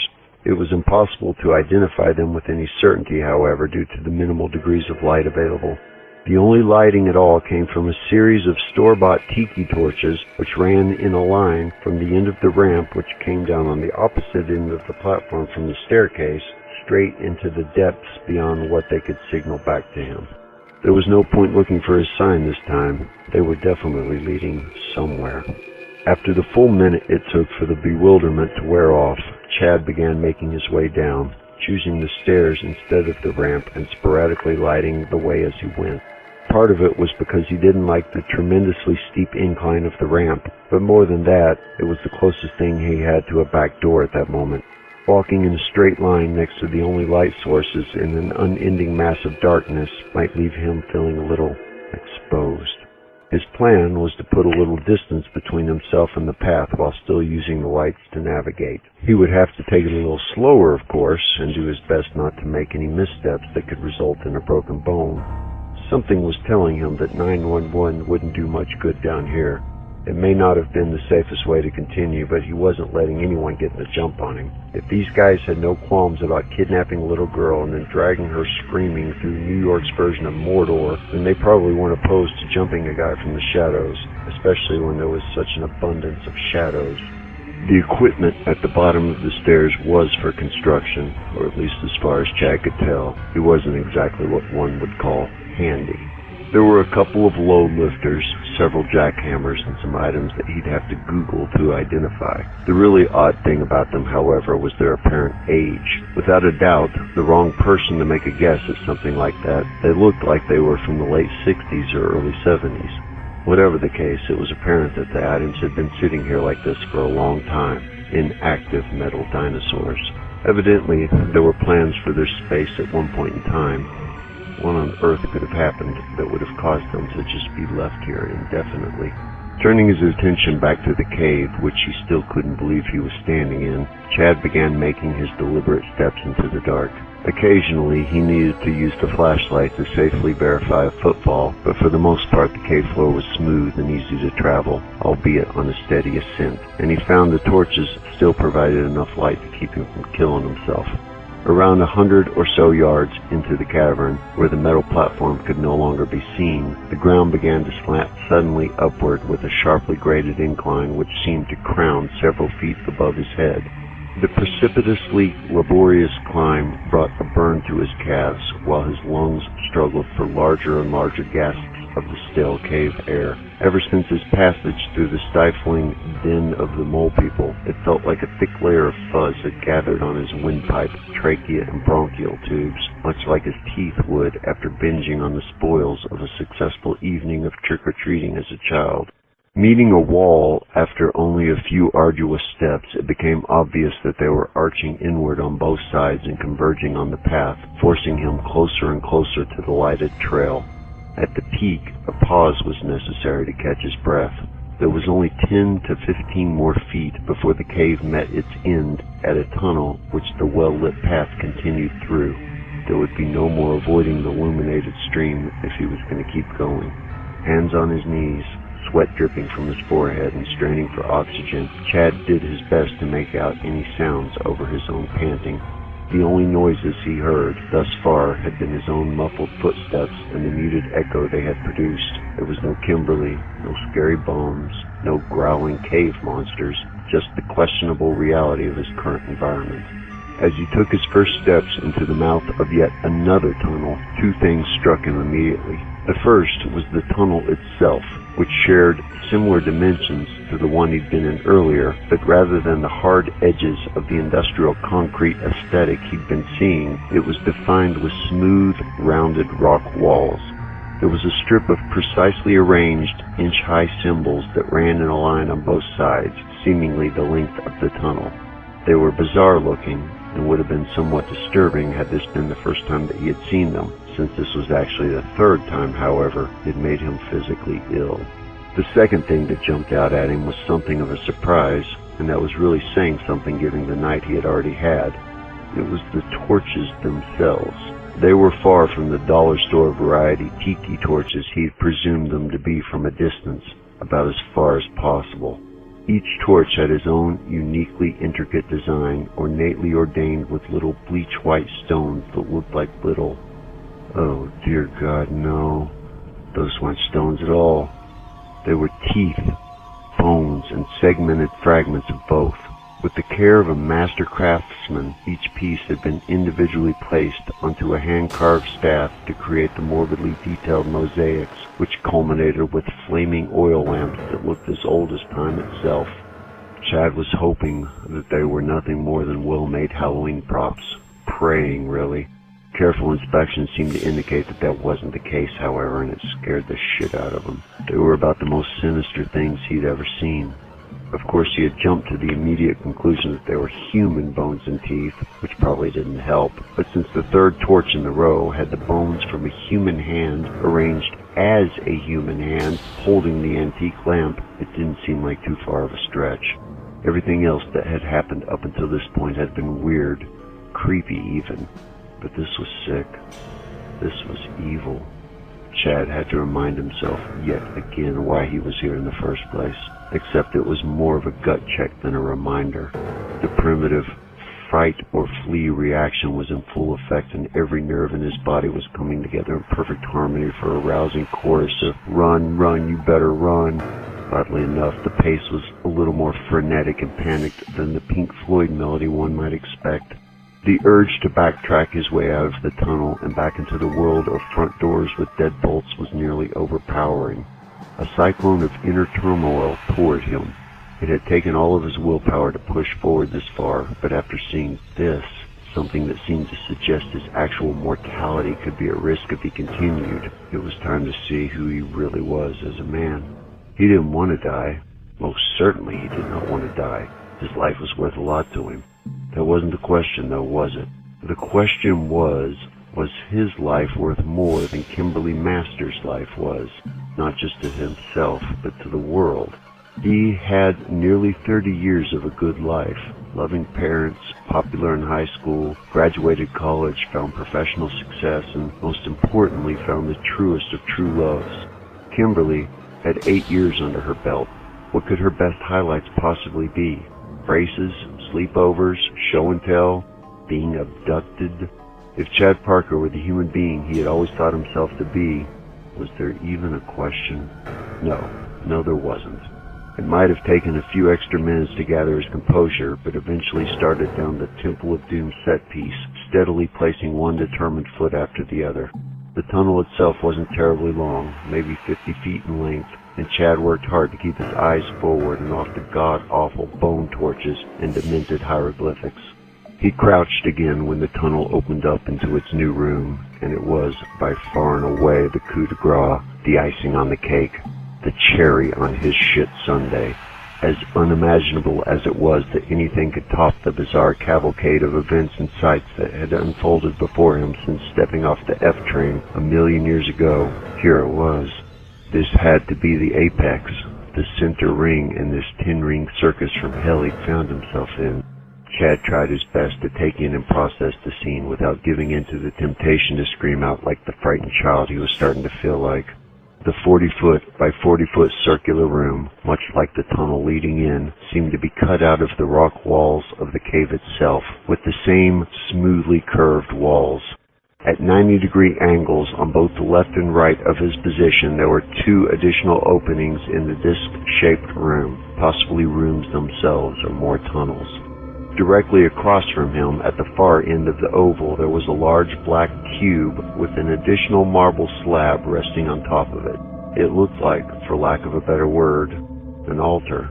Every inch of the walls and ceiling were covered with the complexly layered and now completely distressing cryptograms and symbols which seemed to dance back and forth in the flickering light of the 6 evenly spaced torches mounted to the walls. They were more grotesque than the ones which lined the path, were that even possible, and appeared as decaying arms, shoulders fused into limestone at one end, while sizzling fingers grasped the lanterns on the other. While all of that could have been straight from a Stephen King daydream, it wasn't really what curdled his blood.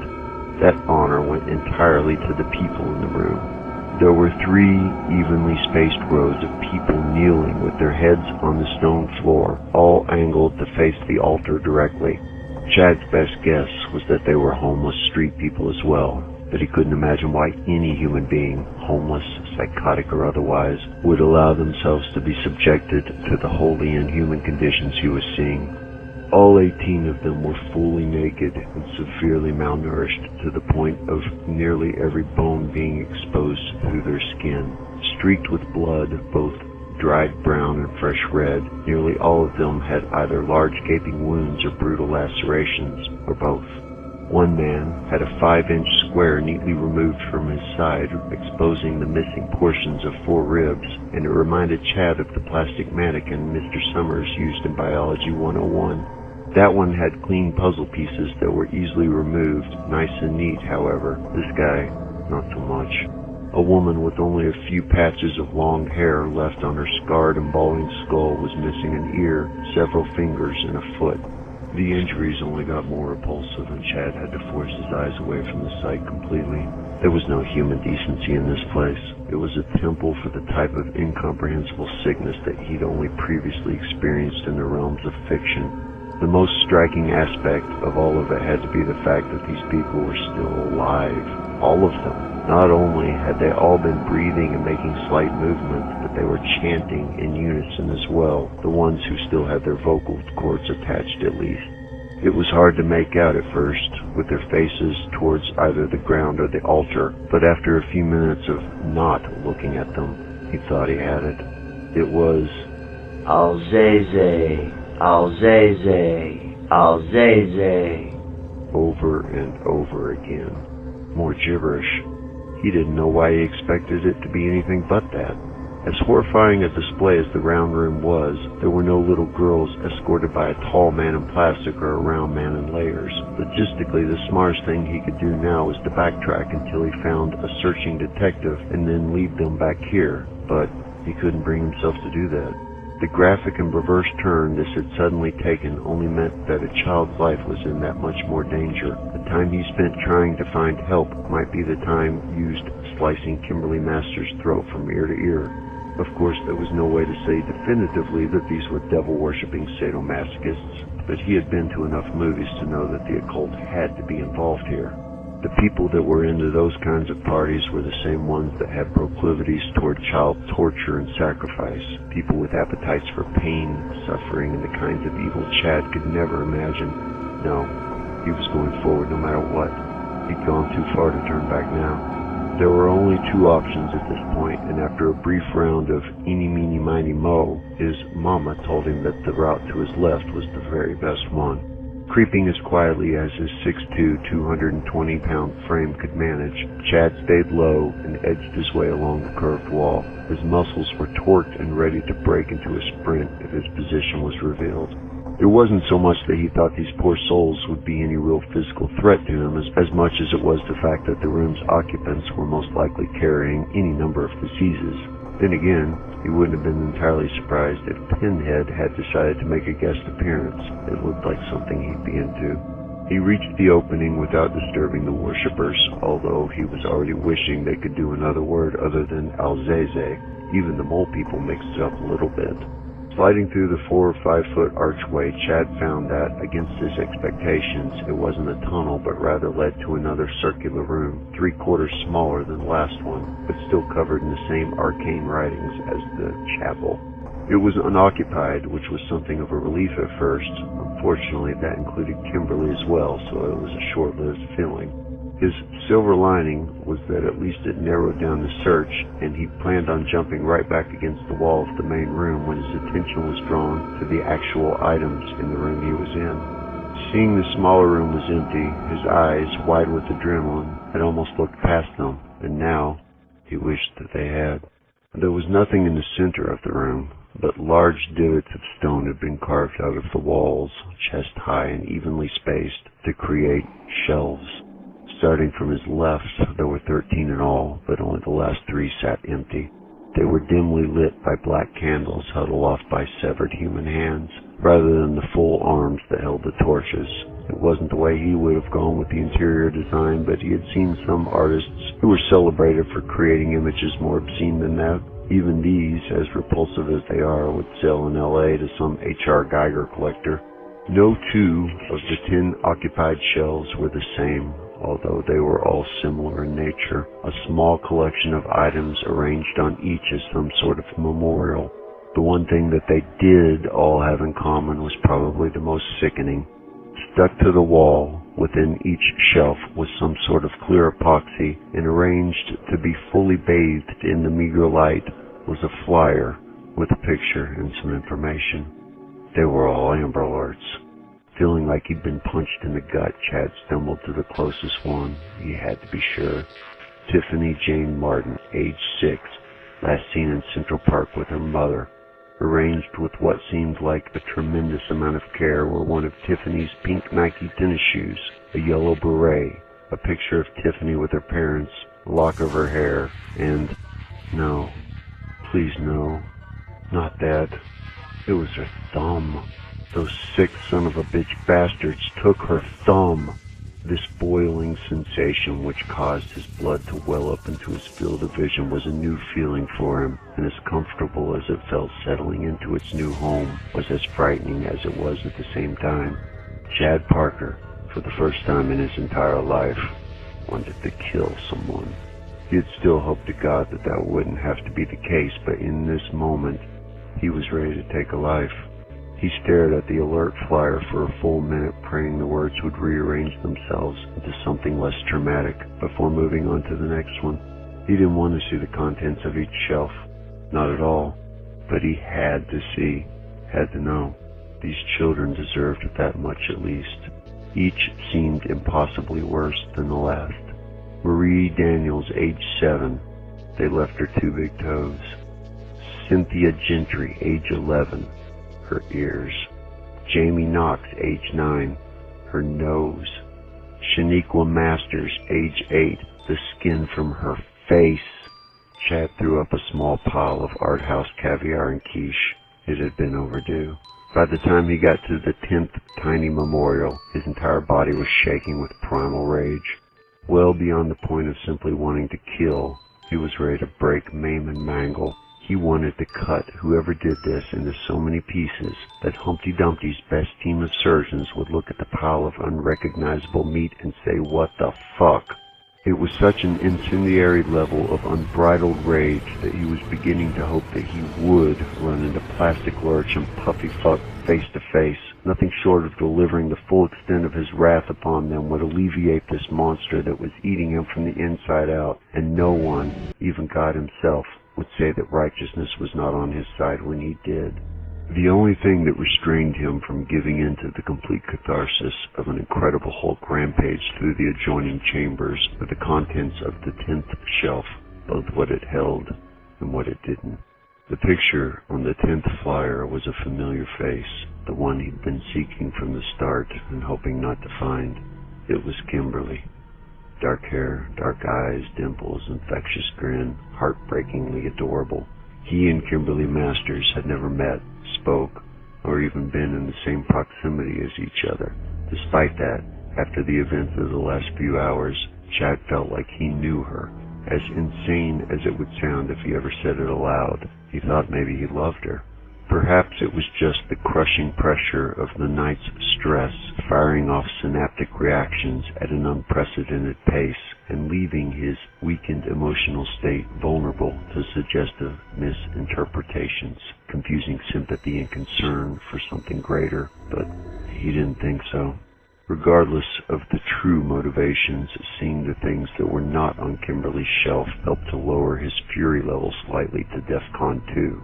Not necessarily decreasing the rage any, but rather infusing it with the small dose of hope needed to avoid mindlessly running amok.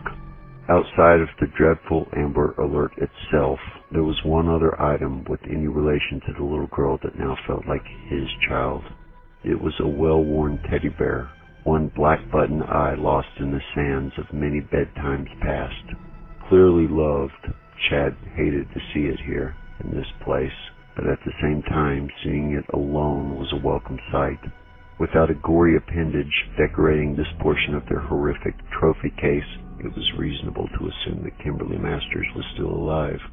It was what he needed to believe anyway. Acceptance of the twisted alternative would probably require someone else taking the reins while Chad checked out for a bit. Schizophrenia wasn't really a thing in his family, but with that being said, this was the type of thing that caused split personalities to be born in the first place, wasn't it? Despite the fact that he was still puffing his air loudly through his nose, Chad had decided he'd finally gathered himself enough to return to the main sanctuary of the Church of Hades, although he was no longer crouching when he passed through the long doorway. That thing in him that had been screaming for retreat all evening was now converted to the same bloodlust that nearly the rest of him was feeling. There was still one small voice in the back of his head desperately trying to remind him that anger resulted in stupid decisions. Stupid decisions caused stupid actions, and stupid actions weren't going to help anyone. Not him, not the mole people, and most importantly, not Kimberly. Defying all odds, it got through. He took a couple of steps backwards, paused, and waited another 10 seconds to steady his breathing. It was a small relief to know rational thinking hadn't been fully ostracized from his brainwaves, but it was terrifying how utterly close that had come to happening. The second time he passed through the threshold, he was staying low again and keeping his back to the wall as best he could. For the first time since moving to New York, maybe the first time ever, Chad wished he had a weapon, specifically a gun. It wasn't that he was scared of hand-to-hand altercation. He knew his fists could be very effective weapons if he wanted them to. It just seemed that he would be dealing with the kind of people who probably kept something long, sharp, and serrated on their physical persons. Everyone knew the old adage, you don't bring a knife to a gunfight, but the same rang equally true for the lesser-known, don't bring your fists to a sacrificial knife fight. With the tremendous amounts of bloodshed and gore exposed so far in this nightmare, and one path yet to explore, well, he wished he had a gun.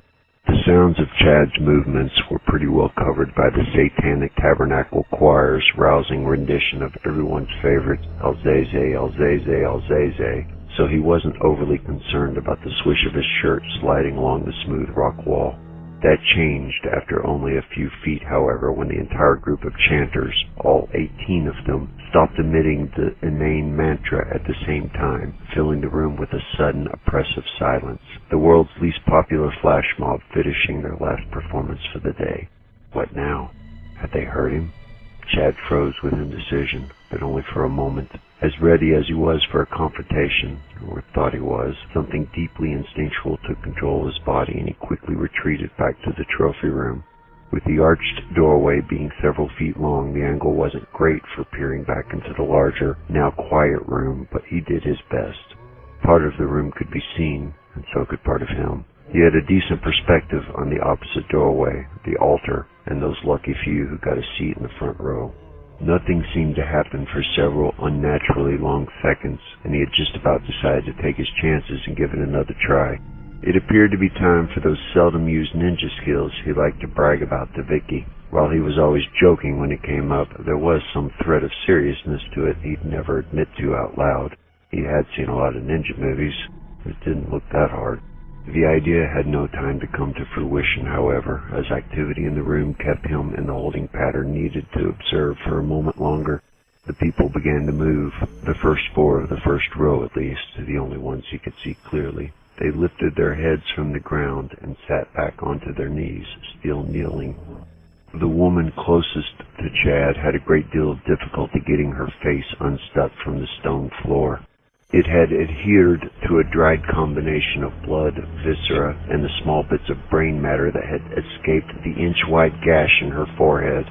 He couldn't be certain, nor did he want to be, but it seemed that the missing piece of skull was still stuck on the floor.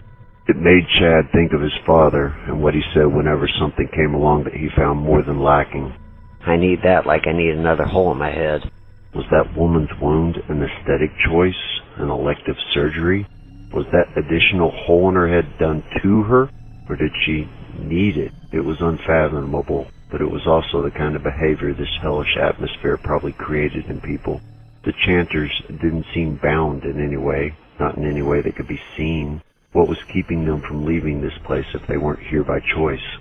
With purposefully coordinated symmetry, the four he could see turned their heads simultaneously to the right to face the darkened archway across the room. He could only presume that the entire room had done the same. They were waiting for something, expecting something, and Chad wasn't sure he wanted to know what it was. A couple of minutes ago he did. He was ready to meet who or whatever it was head on, even the Prince of Darkness himself. Now that his sensibilities had returned somewhat, and it was starting to seem like it might actually be the devil, his confidence was beginning to falter. Who else but Old Scratch would demand worship in such a place as this? What type of being would feel at home here other than the ultimate purveyor of sickness, lies, perversions, and evil?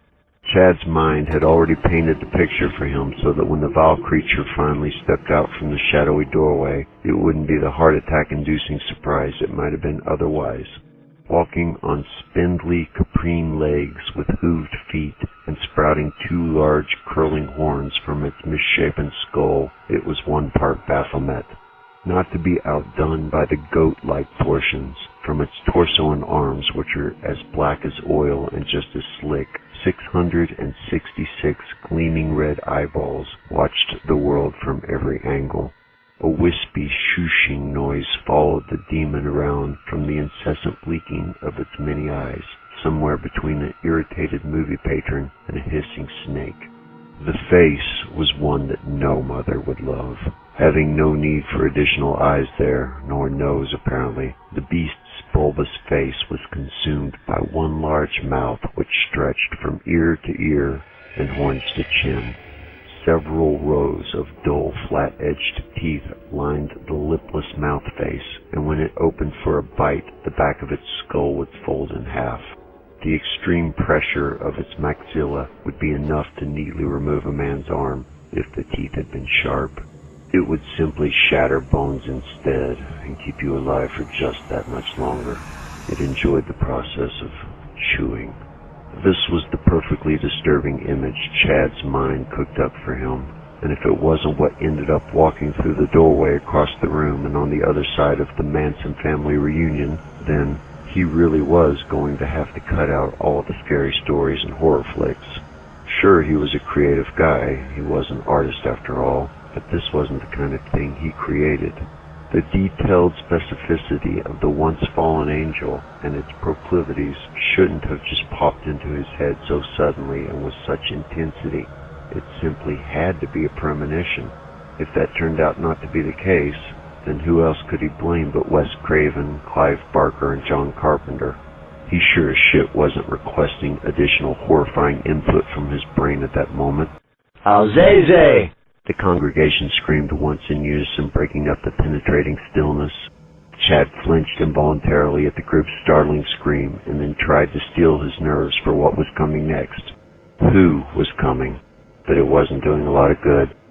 Somewhere in the last 2 minutes he had lost that determined resolve that was firing on all cylinders and roaring for battle. Without his even realizing it was happening, fear had taken complete control. It felt like it should have been impossible to go from one extreme to the other the way he seemed to do, especially without cognitively registering the progression. But here he was. Icy fingers wrapped around his spine, spreading their contaminating chill to each extremity. If it were at all possible to have snuck away in that moment, he couldn't say that he wouldn't have done so.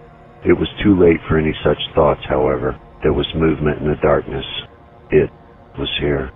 Chad stared intently at the swirling shadows with burning, saucer-wide eyes, his refusal to blink causing salty tears to leave clean white lines in the accumulated dust on his cheeks.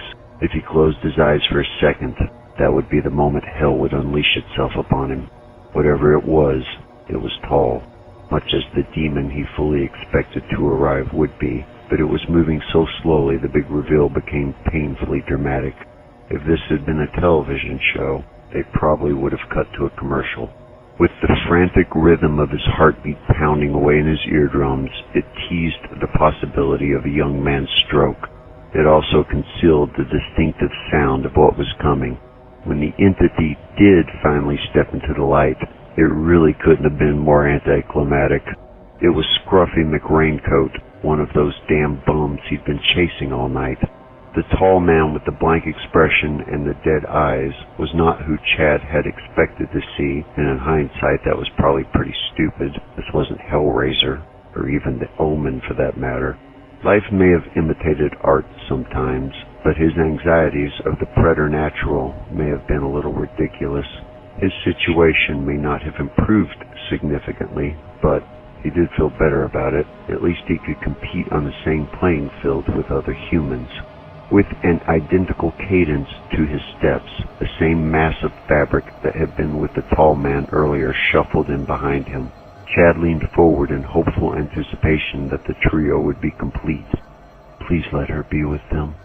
For a short moment there was nothing, and his heart began to sink in his chest. And then she was there, the intact caboose of their demented little train.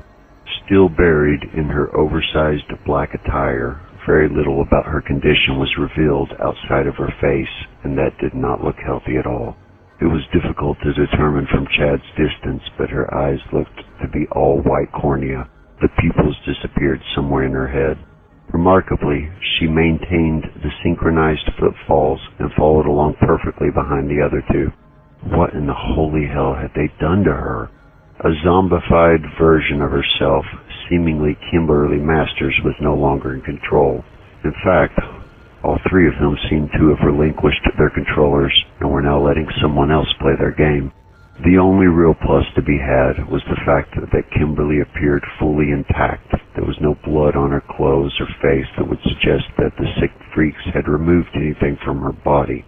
Yet, the threesome moved with a slow-motion quality towards the altar, while the bloodied and naked kneelers watched in venerated awe. This was the best chance he was going to get, maybe the only chance. They didn't know he was there. She was right there, and not being dragged away from him for once. It wasn't going to get any better than this. He needed a plan. Between himself and her were 20 deranged psychopaths. However, only 2 of them looked to be legitimate threats, and out of those 2, only the garbage bag giant really gave him any concern. Much like the mole people, the Slaughterhouse 18 could most likely be pushed right through with ease, as unpleasant a thought as that was. It was unlikely that more than a few of them could even stand in the first place, but Chad imagined going through the ones that could, feeling like a horrendous car wash.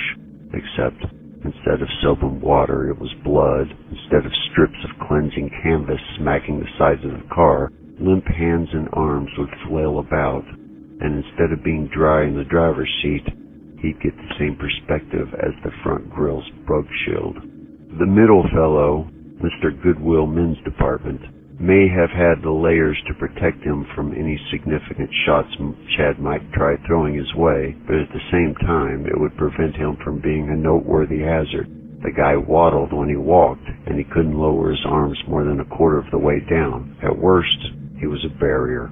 No, the only real threat Chad could discern was the 240-pound frame of the patchy-faced ringleader. Was he the ringleader? Was he the one they called Alzaze? Some subterranean David Koresh or Charles Manson, or even something worse?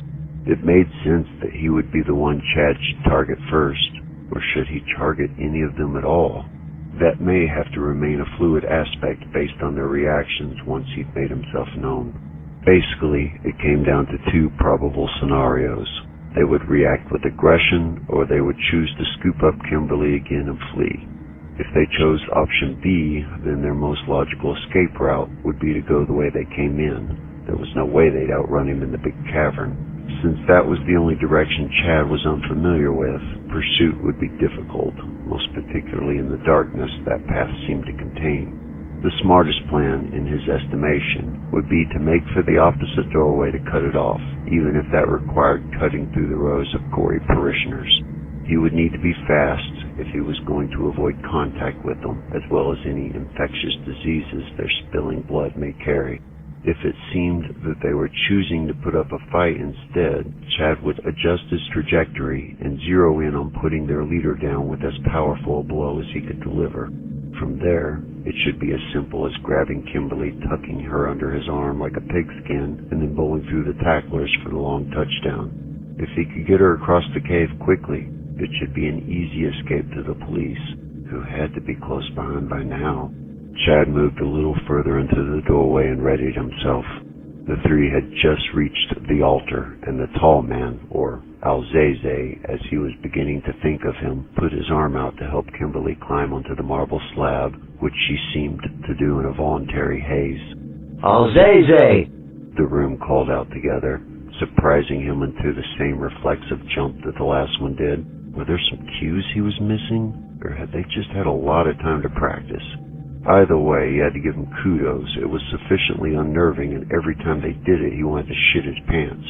It required that he take another moment to regather his jumbled nerves before turning the room into a flurry of distraction.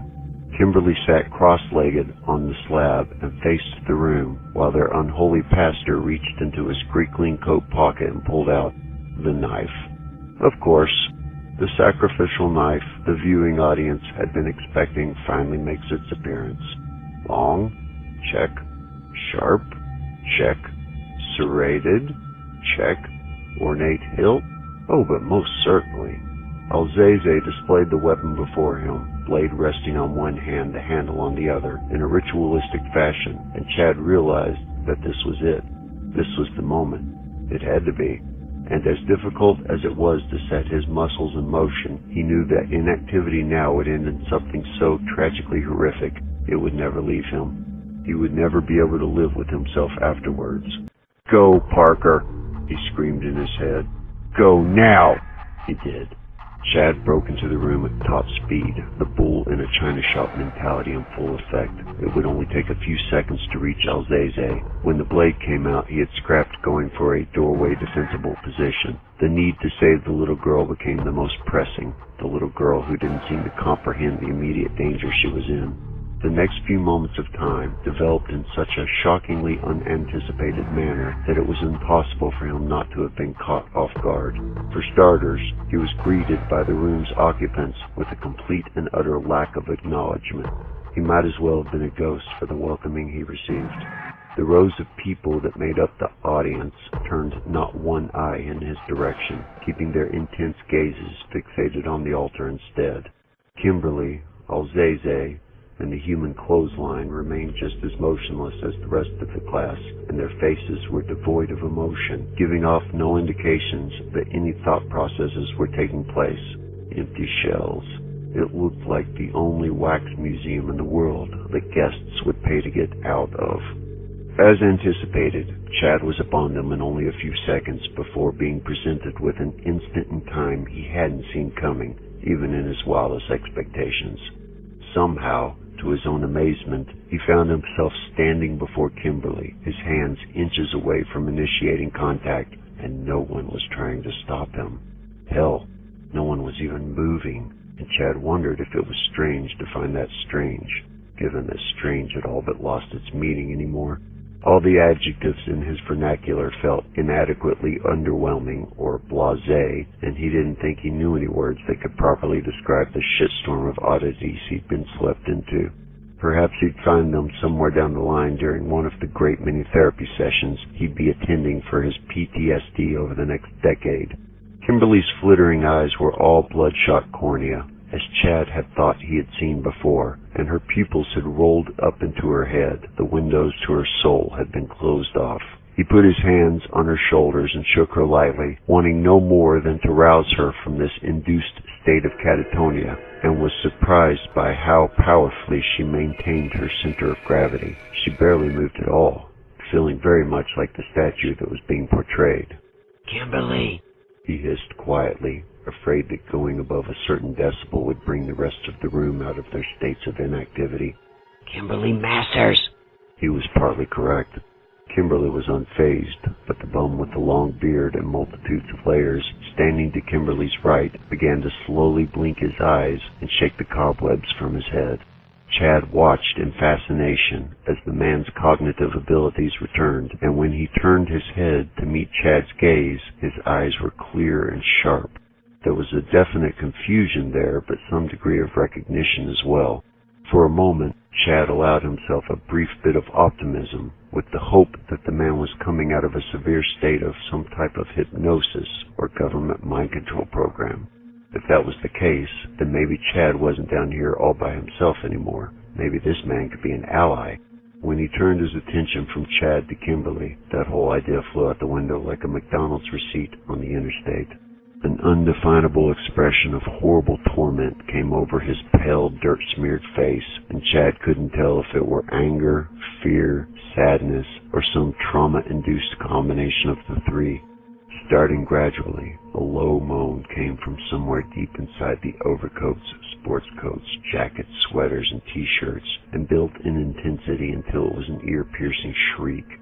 Chad instinctively looked around the room, deeply afraid that the man's scream was an alarm for reinforcements intended on bringing the rest of his friends back to the here and now. When Bundles took a step in Chad's direction, still squealing at the top of his lungs, quick decisions had to be made. Rather than take the time to apply his normal analytical approach to the problem, time he didn't appear to have, he let himself fall into a pattern of instinct. No longer Chad Parker, farm boy from Iowa turned hotshot artist, lover of cats, tuna sandwiches, and all things Victoria, he was now just human with the desire to survive. It was too late to flee, so he swung his fist instead. The crunch of breaking bone and sinew could be heard even above the sudden increased pitch of the man's screech, but that only lasted for a split second. Blood exploded from his face and his eyes rolled back into his head. Chad knew instantly that he had killed the man. It hadn't been his intention to kill him. Sometimes he could forget just how strong he really was, and in that moment he had swung with all the adrenaline-fueled strength there was to be had. In every other instance in his life where there had been fisticuffs, he had shown some degrees of restraint. Even the complete assholes only got 80%. Unfortunately, given all the crap that had been pecking away at his sanity and the fact that he'd gone into cruise control, he'd forgotten to. The squawking fool got a full 100%, if not more. And if Chad had struck him in any other location, his layers probably would have protected him. Instead, his nose was jammed into his brain, most likely killing him instantaneously. If there had been anything left in his stomach, Chad would have thrown up again. Several retching dry heaves had to do in its place, and he knew that if he were ever to come to terms with the man's death, it would only be through the knowledge that he was trying to save a life, the life of a child. Guilt could be felt later. For now, he turned his attention back to Kimberly, and away from the well-bundled corpse that would probably haunt him in later days. Except it wasn't Kimberly he was facing, but rather the tall one in plasticware, Alzaze. He had moved silently while Chad was dispatching his partner, and was now at the front of the altar, mere inches from Chad's face. Still holding the dagger forward in his outstretched palms, and completely motionless again, it was almost as though he were offering the weapon to Chad. With the same lifeless expression, he certainly wasn't making any efforts to keep it from being taken, and the ease of its removal was trying to tease Chad into action. Much like his faulty premonition from earlier, the whole scenario came to him from start to finish with vivid intensity. First, he would grab the knife from Alzaze's pitiful hold on the thing. From there, it was easily plunged into the freak's abdomen, where it would, with a quick swipe, disembowel and effectively disable him. The weight of the hilt feels good in his hands, feels right. Warm with fresh blood, it becomes slick, but his grip is firm. The front row gets to go first, being the closest and all, and the sadomasochists are efficiently dissected while loving every minute of it. By the time he gets to the next row, they're all lining up, eager for their turns on the chopping block, and he is covered in the cleansing blood of true believers. When the room is barren, and he is the bright and shining red star, he will finally be able to turn his attentions to the child. Once it's only the two of them, he can take his time. The pain will be exquisite if he does it right. It can last forever. Panicked, Chad took a backward step away from the seemingly submissive statue, nearly tripping over his own feet in the process. Dear Lord in heaven, what was happening to him? Those thoughts were such that his mind would never engineer, not on its own, not in a million lifetimes, and the sickness they left in their wake was nearly unbearable. The images had come from inside him, but they weren't him. They were intruders, but as much more than uninvited trespassers. They were conquering invaders, and he had just been mind-fucked by them, prison bitch style. For the second time in less than a minute, Chad was dry-heaving spittle into the air, his gut starting to ache. He put his hand on the marble slab to steady himself from falling, and there was an instantaneous physical reaction from the contact, like lightning shooting up into his arm, singeing the hairs as it went. As painful as the bolt of electricity was, the touch delivered a much worse side effect than the defibrillation. It sent a full array of the most graphic and horrible images possible ricocheting through his head, images his mind would never create all at once, a full nuclear bombardment of his psyche. Jerking his hand off the altar as quickly as he had put it there, Chad staggered backwards from the interaction, a heavyweight blow to his gut. Fully aware on a conscious level that his skin had only been in contact with the cool marble for a second and a half, his subconscious struggled with what felt like a year and a half's worth of new memories flooding through his banks. Memories of horrible people he'd never known and rancid places he'd never been. Memories of torture, blood, and death. And most of all, pain. So much pain. Enough suffering and anguish to sate the cruelest minions of hell. The circular room began to spin around him, the symbols blurring into kaleidoscopic patterns. He couldn't focus on anything in the present. Even the people around him were spinning, which meant they probably weren't. Chad was drunk with the overwhelming evil waylaying its way through his mind, and his temples radiated with the heat of the bonfires burning behind them. It was too much.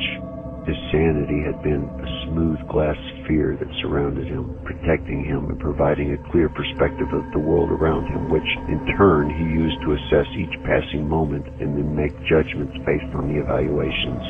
The assault of ungodly phantasmagorias was a sledgehammer, repeatedly bashing his sphere, and cracks were beginning to spiderweb their way across every inch of the previously unblemished surface. It was very close to breaking completely. Baby? Like a single beam of light breaking through the darkest storm clouds, Victoria's voice found a thin stream to slip through, a much-needed beacon of love in the midst of everything that was its antithesis. Chad had become lost in a place where every direction he turned, the sickest things imaginable stared back at him. Baby, you need to come home to me. Beyond all the hope he had but given up on, Vicky's voice was there, and it was leading him back. I love you. You're stronger than this. Was he? He wondered as he followed her back out of the mental labyrinth Alzaze had tried to bury him in. He knew his rescue was nothing short of a miracle, and just as the real environment came back into view, Chad could hear Vicky's last fading words. Whatever you do, baby, don't touch the... Unfortunately, he never received the full message, but at this point it didn't matter. He'd pretty much decided not to touch anything else, if possible, except for Kimberly, that is. When the room did come back into view, it did so slowly from the bottom up, and he realized that his eyes had been rolled up into his head, much like everyone else. At least now he knew what was wrong with him. Chad was surprised, but only a little, to find himself on his ass looking up at the tall man with the ornate dagger. Maybe he wasn't Alzaze after all. Maybe he was a victim just like Kimberly was. Maybe they all were. He tried to scramble back up quickly, but the vicious demonic attack had drained his energy, leaving him weak and shaking, overcome by severe fatigue. There had been one previous occasion where Chad had been in a similar condition. His college roommate had talked him into trying a 5K marathon for the first time. He had bragged about what good shape he had been at that time, but in the end, his buddy nearly had to carry him back to their dorm. That had only been somewhat the same, though. This was much worse. Panting for air and battling to keep the evil thoughts from re-entry, Chad finally found his feet. The tall man was still in his same position, arms forward, knife being offered. Chad had half expected that he would be in yet another position, inches away from him and frozen in a terrifying stance. It seemed pretty obvious that they were wanting him to grab the blade, probably part of their twisted ritual. But Victoria's words still hung fresh in his mind. No effing way he was touching that thing, especially after the brutal shock the altar had delivered. Instead, after taking another quick look around to make sure no one else was trying to slip up behind him, Chad opted to do what he had come here to do in the first place. He was going to grab the child while being very careful not to touch the marble again and get the hell out of there. If the big guy or any of the naked statues came back to life, then he'd address those issues then. For now, his priority was escape, not just for her, but for himself as well.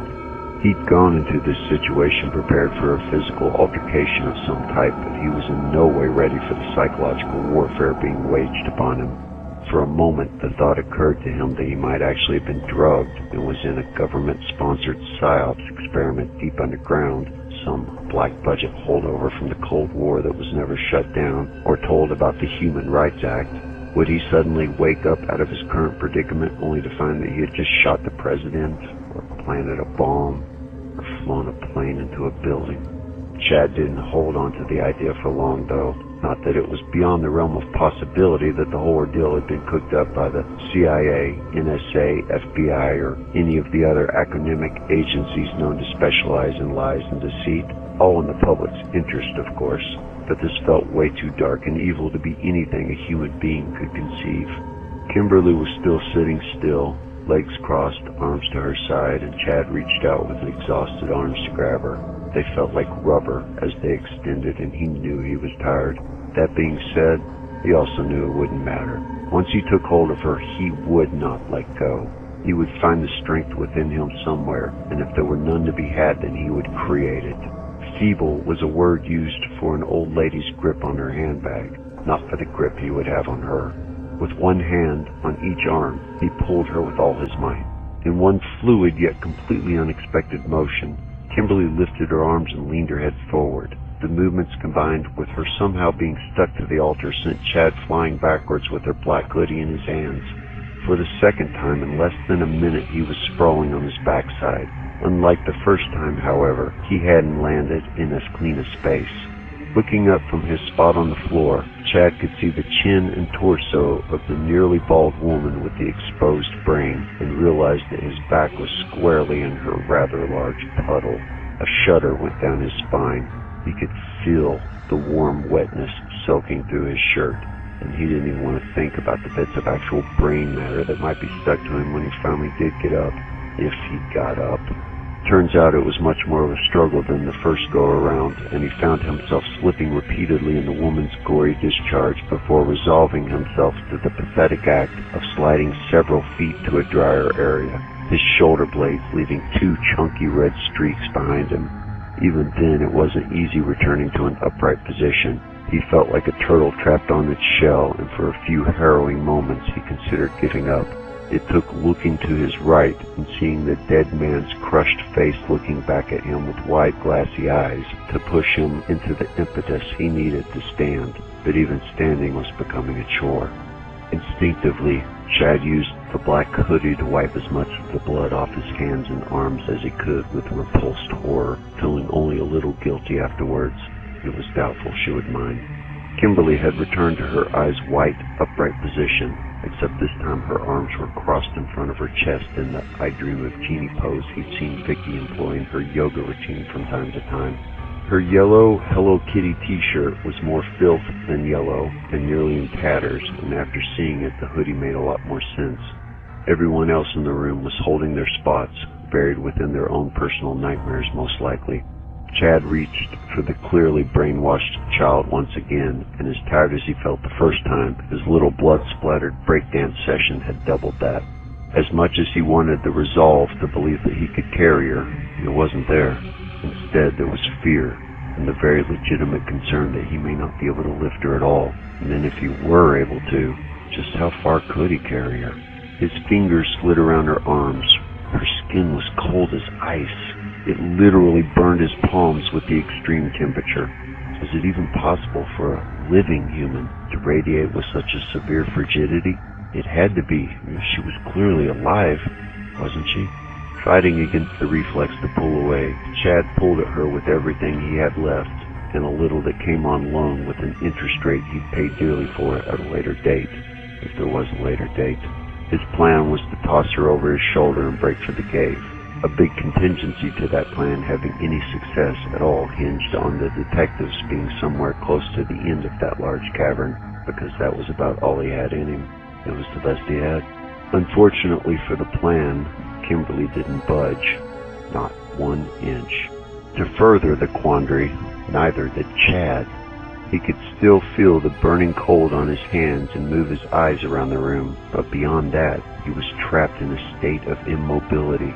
His muscles were forcefully frozen in painfully rigid positions, and the utter lack of control that he had over them sent his heart rate spiking and adrenaline flowing freely. Cognizant of his environment, yet totally unable to interact with it, it was a maddening paralysis, and Chad could feel his sanity quietly making its exit out the back door. His fear was all but fucked at this point.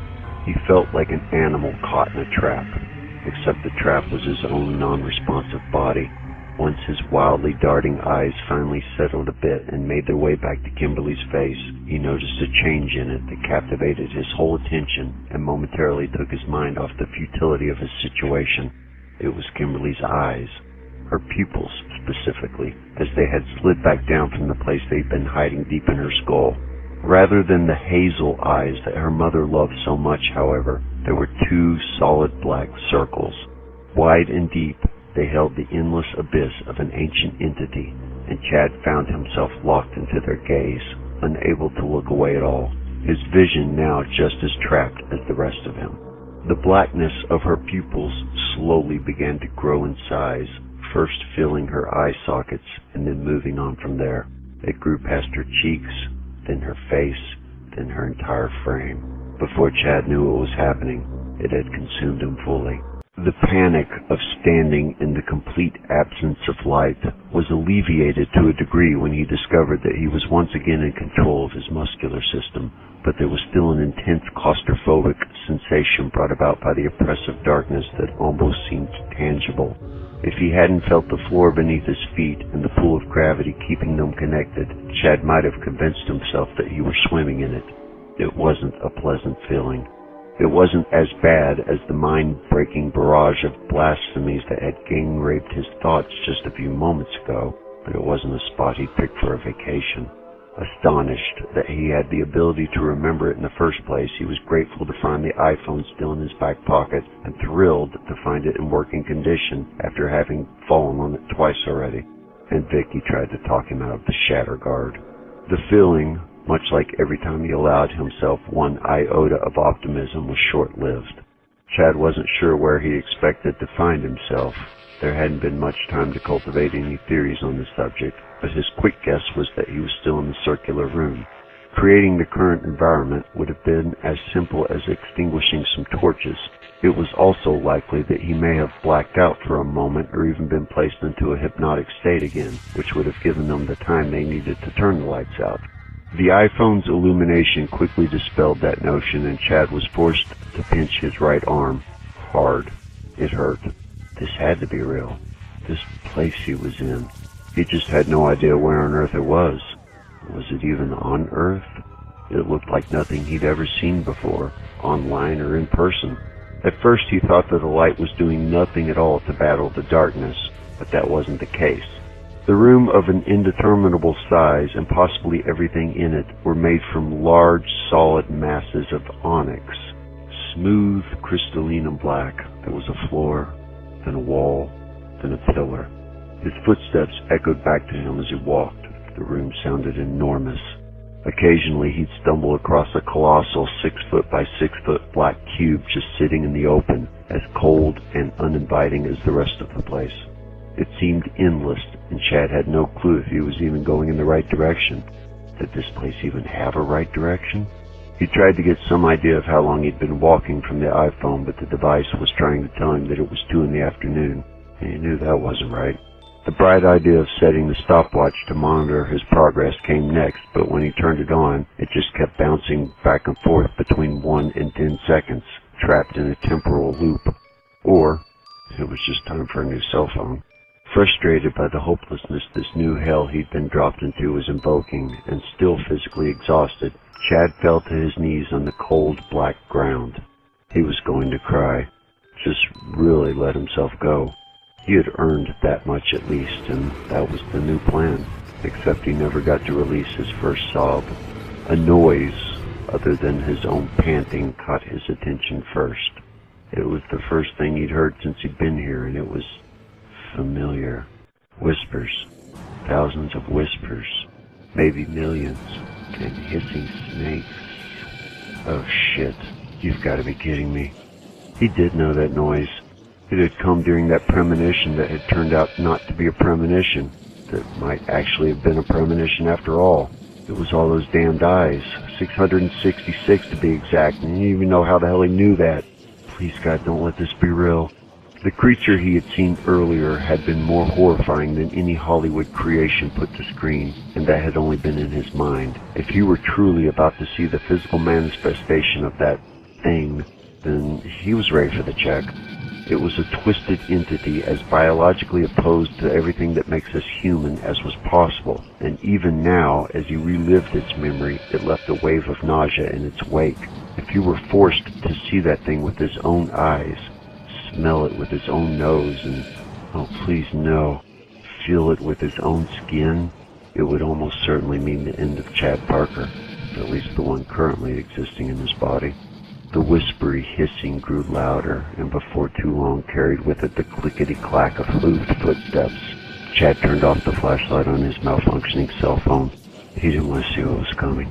The volume of the demon's footfalls, which began to sound like hammers being smacked against glass, grew until he was sure the real Alzaze was mere feet away, where they finally came to a stop.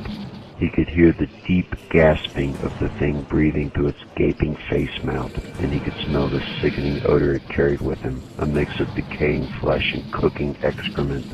Chad covered his nose and his mouth with his shirt to keep from gagging again and prayed that if he stayed quiet enough, he might remain hidden in the dark. He wasn't foolish enough to believe that would be answered, though. Trembling with a fear he'd never thought possible before, Chad squeezed his eyelids tightly shut. There may have been no available light to see by, but he wasn't taking any chances. Demons existed, just as the wild-eyed preacher with the sign would tell anyone in Central Park who would listen. The frazzled old man may have been crazy, but the demons he railed on about were very real, and now Chad was holding court in the Cathedral of Pain with one of the worst. The Cathedral of Pain. Where did that come from? That name had just popped into his head, much as a lot of things had been prone to do on this evening, and Chad had the feeling that it had been placed there. If Alzaze planned on another cerebral intervention, well, maybe that was better than dealing with the thing physically. Just knowing that it was looming over him in the dark was traumatic enough. When his iPhone's ringer ripped through the silence, the sudden noise combined with the vibration in his hand was just the push his bladder needed to unload its contents down the back of his kneeling thighs and calves. Chad hadn't pissed himself since he was 5 years old, and under normal circumstances there probably would have been some degree of shame involved, but as it was, he barely noticed that it happened. His entire existence had but one focus, and it was the essence of evil hovering before him, taunting him with its stillness. When it rang a second time, the realization of what it actually was penetrated Chad's coherence, and slowly, as if in a dream, he looked at the caller identification. An unrecognized number was a fair expectation. An unknown caller ID was an even more probable scenario, but reading that the call was from Alzaze, as though he had programmed the name into the cell himself, was not the type of surprise he was hoping for. He was even more opposed to answering the call, but knowing that the brutal beast was standing before him and could twist Chad's head from his body just as easily as ringing the phone, it didn't seem wise not to answer. He pressed the green phone symbol and timidly uttered, "Hello?" "It took you long enough to get here." The voice was deep, gurgling, and raspy at the same time, as though it had bubbled up from a tar pit only to be filtered back through a bucket of dirty coal. Were it not recognizable as the English language, it may not have even qualified as a voice. It was clearly biological in nature, but it sounded like nothing he'd ever heard from human lips, or any earthly biology for that matter, coming through on a frequency which triggered a physical revulsion when Chad heard it, even through the cell phone's tiny speaker. It was a small relief not to be hearing it in person, until it occurred to him to wonder how Alzaze was audibly producing the sickening and unfortunately comprehensible sounds through the phone line only. It was but one more example of the type of power the ancient being held, and but one more reason he was woefully unprepared for their interaction. He was an ant staring up at the treads on the bottom of a giant shoe, and wondering if it was even possible to slip between them when it fell. That was about the extent of the obstacle he offered up, and the notion that he'd even considered battling it earlier was laughable, not that he could be fully blamed. That was, of course, before he had any indications that he'd be facing the devil himself. Who? Chad muttered, not really knowing what to say. Who is this? The question was met with an inhuman growl, not from the phone, but rather from the dark space just a few feet away from his currently kneeling position. If there had been anything left in Chad's bladder, it would have emptied again. The low rumble lasted only for a few seconds, but it was enough to bring tears to his eyes and a fresh layer of slick sweat on every inch of his being. His filthy clothes, soaked with perspiration and urine, clung uncomfortably to his frame. I would recommend... Alzeze continued through the cell phone once the snarl had come to an end. That you refrain from any games right now. You don't want to upset me. Chad nodded his head in agreement despite the blackness. Do not ask questions you know the answers to.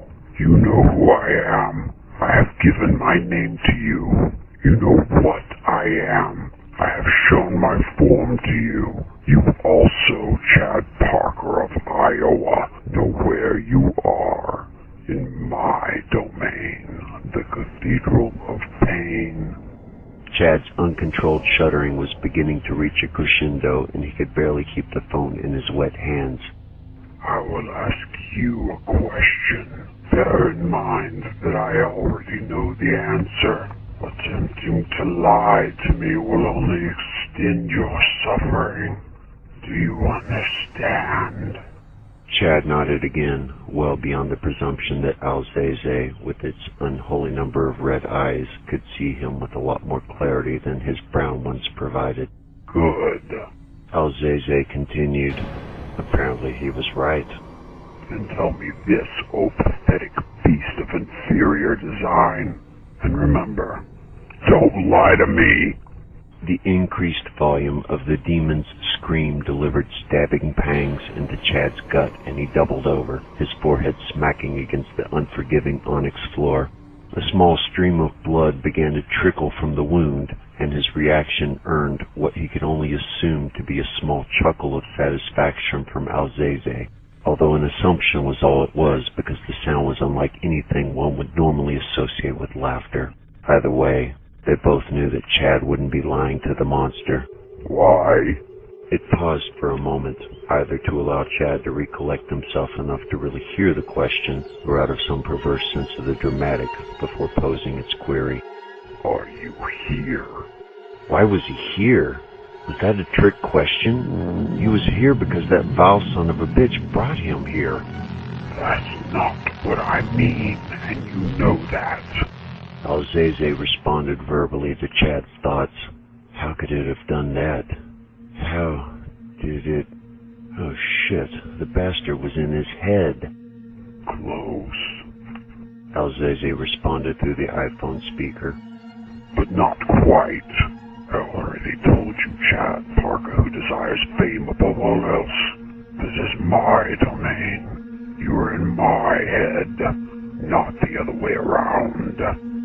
Alzeze snickered again, jamming tiny needles into Chad's stomach and keeping him close to the ground.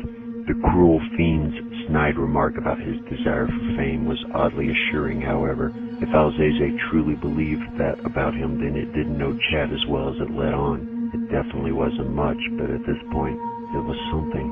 But let's get back to my inquiry, shall we? Tell me why you came here and test my patience at your own peril.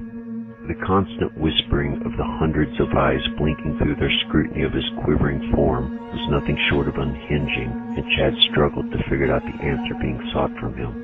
Thing was, as smart as he liked to think he was, Chad was always horrible with tests.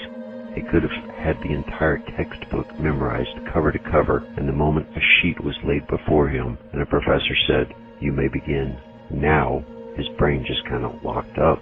The reaction happened almost every time, and while he was sure there was some logical explanation, probably based in some childhood trauma, it still killed his GPA come finals. Here. Why did he come here? But not here at the Cathedral of Pain, but here where? He really hoped Alzeze was going to show some tolerance with his cognitive stumbling. Where else would here be?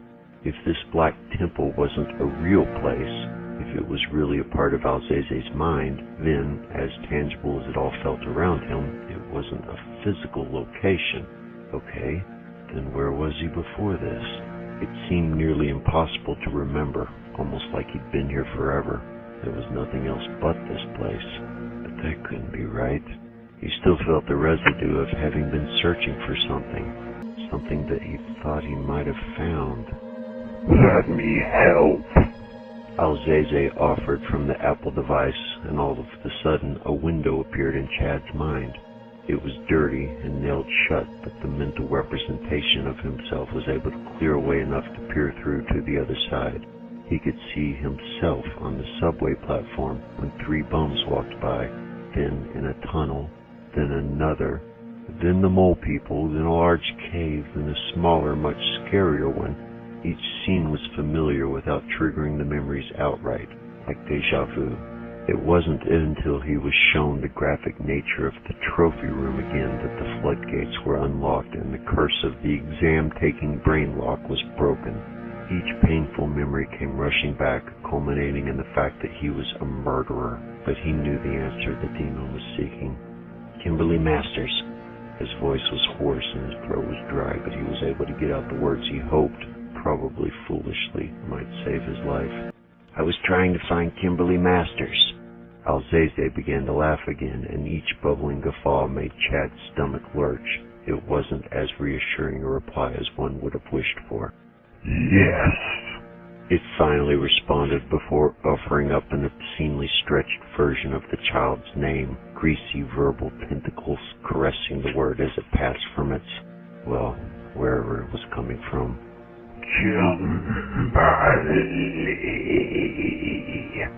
The creature sucked all of the beauty out of the name and left it as nothing more than a sinister shell, a mocking reminder of what it had once been. That's correct, Chad Parker, thief and liar. You came here for the child. So very noble.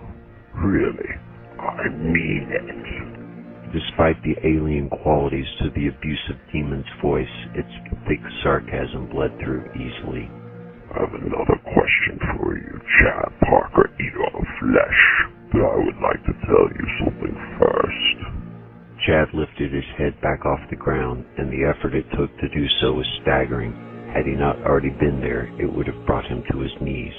Was it even possible to be this tired and not be dead? You're feeling that way because I've been feeding off of your life force. Alzeze explained, seemingly unwilling to allow him any cerebral privacy. I wouldn't pay it too much attention. There's nothing you can do about it. That being said, I believe it's important for you to know some things about your new worshipful master.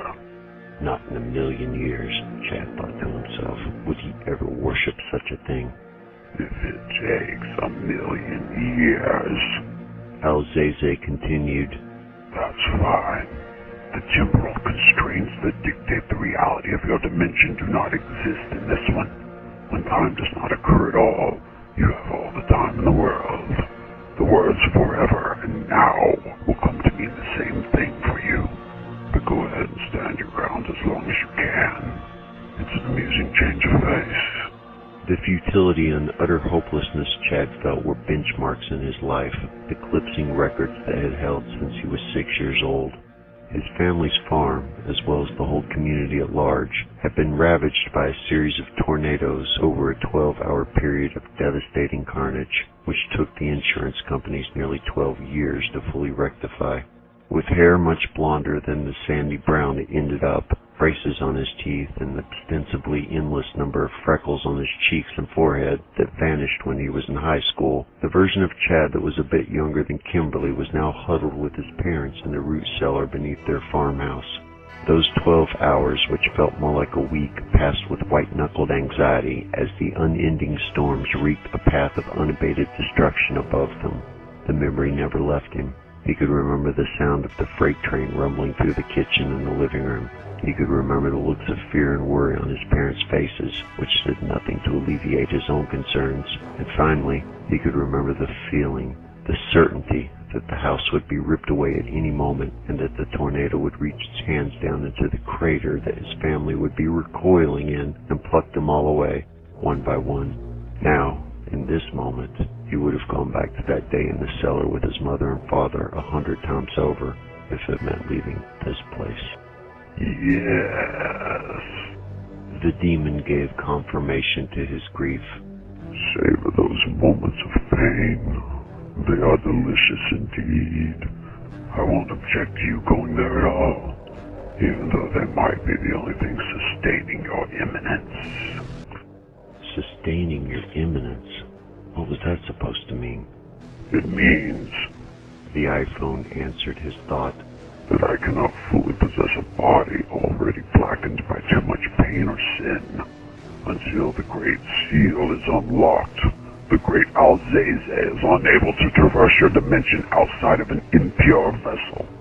As disgusting as it is to inhabit the primitive sacks of meat and skin you call bodies, it does become necessary from time to time. And that's what I instruct my followers to bring me an innocent. The realization of exactly what Alzaze's words meant slapped him like a hand across his face. The children! Chad blurted out in disgusted disbelief. This prehistoric piece of shit wasn't just taking children for some sick ritual. It was using them as vehicles for its interdimensional jaunts about town. You've been murdering children just to use their bodies? The foul words felt like vomit coming out of his mouth. How could you kill the innocent? There were plenty of injustices in the world that Chad had come to terms with in his lifetime. Plenty of unexplained evils that he was willing to chalk up to God's plan. But this was not so easily written off. How could the Lord allow a creature of the purest evil to take the life of its polar opposite, a guiltless child? It was irreconcilable with his conscience, and his belief in God himself was shaken to the core. Except, if this demon clearly existed, then God should too, right? It doesn't matter if your God is real or not. He cannot see you in this place. The cell phone's narration continued. You are correct about one thing, however. I am unable to take the lives of children, only their bodies. Given their current spider-fly relationship, Chad couldn't see a reason why Alzaze would lie to him. But what did that mean? Was Kimberly still alive somewhere? Were the rest of them? Well, if that isn't the perfect segue into my question, I don't know what is. Alzaze was enjoying the derisive teasing. The children, each and every one, were simply relocated when they sacrificed to their vessels. There are more than enough meat sacks lying about the streets of your cities, unused, unmissed, and free of purity. The homeless. Alzaze was putting the girls into the homeless people. Chad tried to imagine which of the poor souls he'd seen were actually little girls trapped in scary foreign bodies. Despite their sickened condition and gibberish-infused vocabulary, he found himself hoping they were in the mole people and not the mangled worshippers. So my question is this, Chad Parker, murderer of children, why did you kill Kimberly Masters? What did that poor creature ever do to you? The gurgling laughter that followed forced Chad closer to the ground again as his mind resisted understanding the beast's words. He hadn't killed a child. He would never do anything like that. Chad Parker helped children. He had never killed anyone. Except that wasn't true, was it? It had been an accident when he put the layered bomb down as hard as he did. He was trying to help Kimberly. That couldn't have been. Oh God. Please God, no. Say it's not true. That bearded man, easily in his 60s, couldn't have been Kimberly, could it? Alzaze's laughter grew louder and deeper, and the pain it caused was nothing compared to the anguish Chad was feeling over his part in the child's death. The only thing remotely close to comfort he could find was the idea that the little girl may have been so unhappy trapped in her new body that death was possibly a relief. It was minimal at best. Little more than a violently sobbing ball on the ground, Chad felt broken. He tried to grasp at the threads of his life that made it worth living, the good things, Victoria, his art career taking off, the ensuing boost in his finances, a loving family, and good people in his life that he considered real friends. None of it was providing the incentive he was searching for, however, and the notion that he could carry on after this and live any semblance of a normal life was the real joke Alzaze should have been laughing at. Just kill me already! Chad finally screamed from his fetal position. Just do it! It didn't bring the beast down onto him as he'd yearned, but it did put an end to the piercing demonic laughter. Alzaze was quiet for a moment, other than the flittering hiss of its eyes, and Chad could only hope that it was considering his request. Finally, the cell phone lying on the ground next to him broke the silence with the brute's reply. No, I don't think so. As it happens, I have an opening in my organization. My previous collector had a change of heart and decided he no longer wished to fulfill his destiny. I gave him what he asked for, and now he seems happier in his death row prison cell. I still visit him from time to time, and he served a final purpose of taking the blame for the acquisition of many of my vessels. Of course, I will be there when the lethal injections enter his veins to make sure that it doesn't take his life. Not the first time, at least. Chad could barely fixate on Alzaze's recitation, still lost in the grief of killing Kimberly. All he could really gather was that this hell was clearly nowhere close to being over. Therefore, you've earned the position for yourself. You'll be able to travel topside for a while without standing out as much as most of my congregation, which will be a benefit. Plus, since you were the one who ended the lifeline connection of my current vessel, it's your responsibility to bring me a new one. The one that belonged to your beloved Kimberly will begin to deteriorate exponentially now due to your indiscretion or need to take life. Alzaze had a remarkable ability to reignite the anger within him, and Chad scrambled back to his knees defiantly. If this fiendish being thought that he was going to continue to abduct little girls for it, it was as delusional as it was malevolent. Delusional? The demon asked, and Chad was instantly aware that the voice came not from the cell phone this time, but from the air, right in front of him. Its voice had an even sharper edge to it were that possible.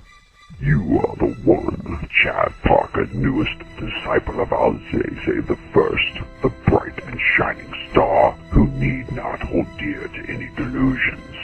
You seek to deny me, to subvert my will. Let me show you what future that path will hold for you. Stand now! The terrifying tone of the command was enough to push him to his feet, even though he barely had the strength to do so. He wobbled for a second or two, and when he finally felt confident that he could stay upright, Alzaze continued. You are either in my service, or you are a permanent fixture in the cathedral. The choice is yours. But first, you must see. Simultaneous to the utterance of the word see, the Cathedral of Pain was filled with a bright red light, which flooded the massive expanse from one side to the other like a wave of radiant blood. When the contents of the building were revealed, Chad knew that hell was real. He had found himself in the 8th circle that not even Dante had been privy to. Besides the pillars and cubes that stretched as far as the eye could see, and they were disturbing enough in their own right, the truly distressing decorum were the people.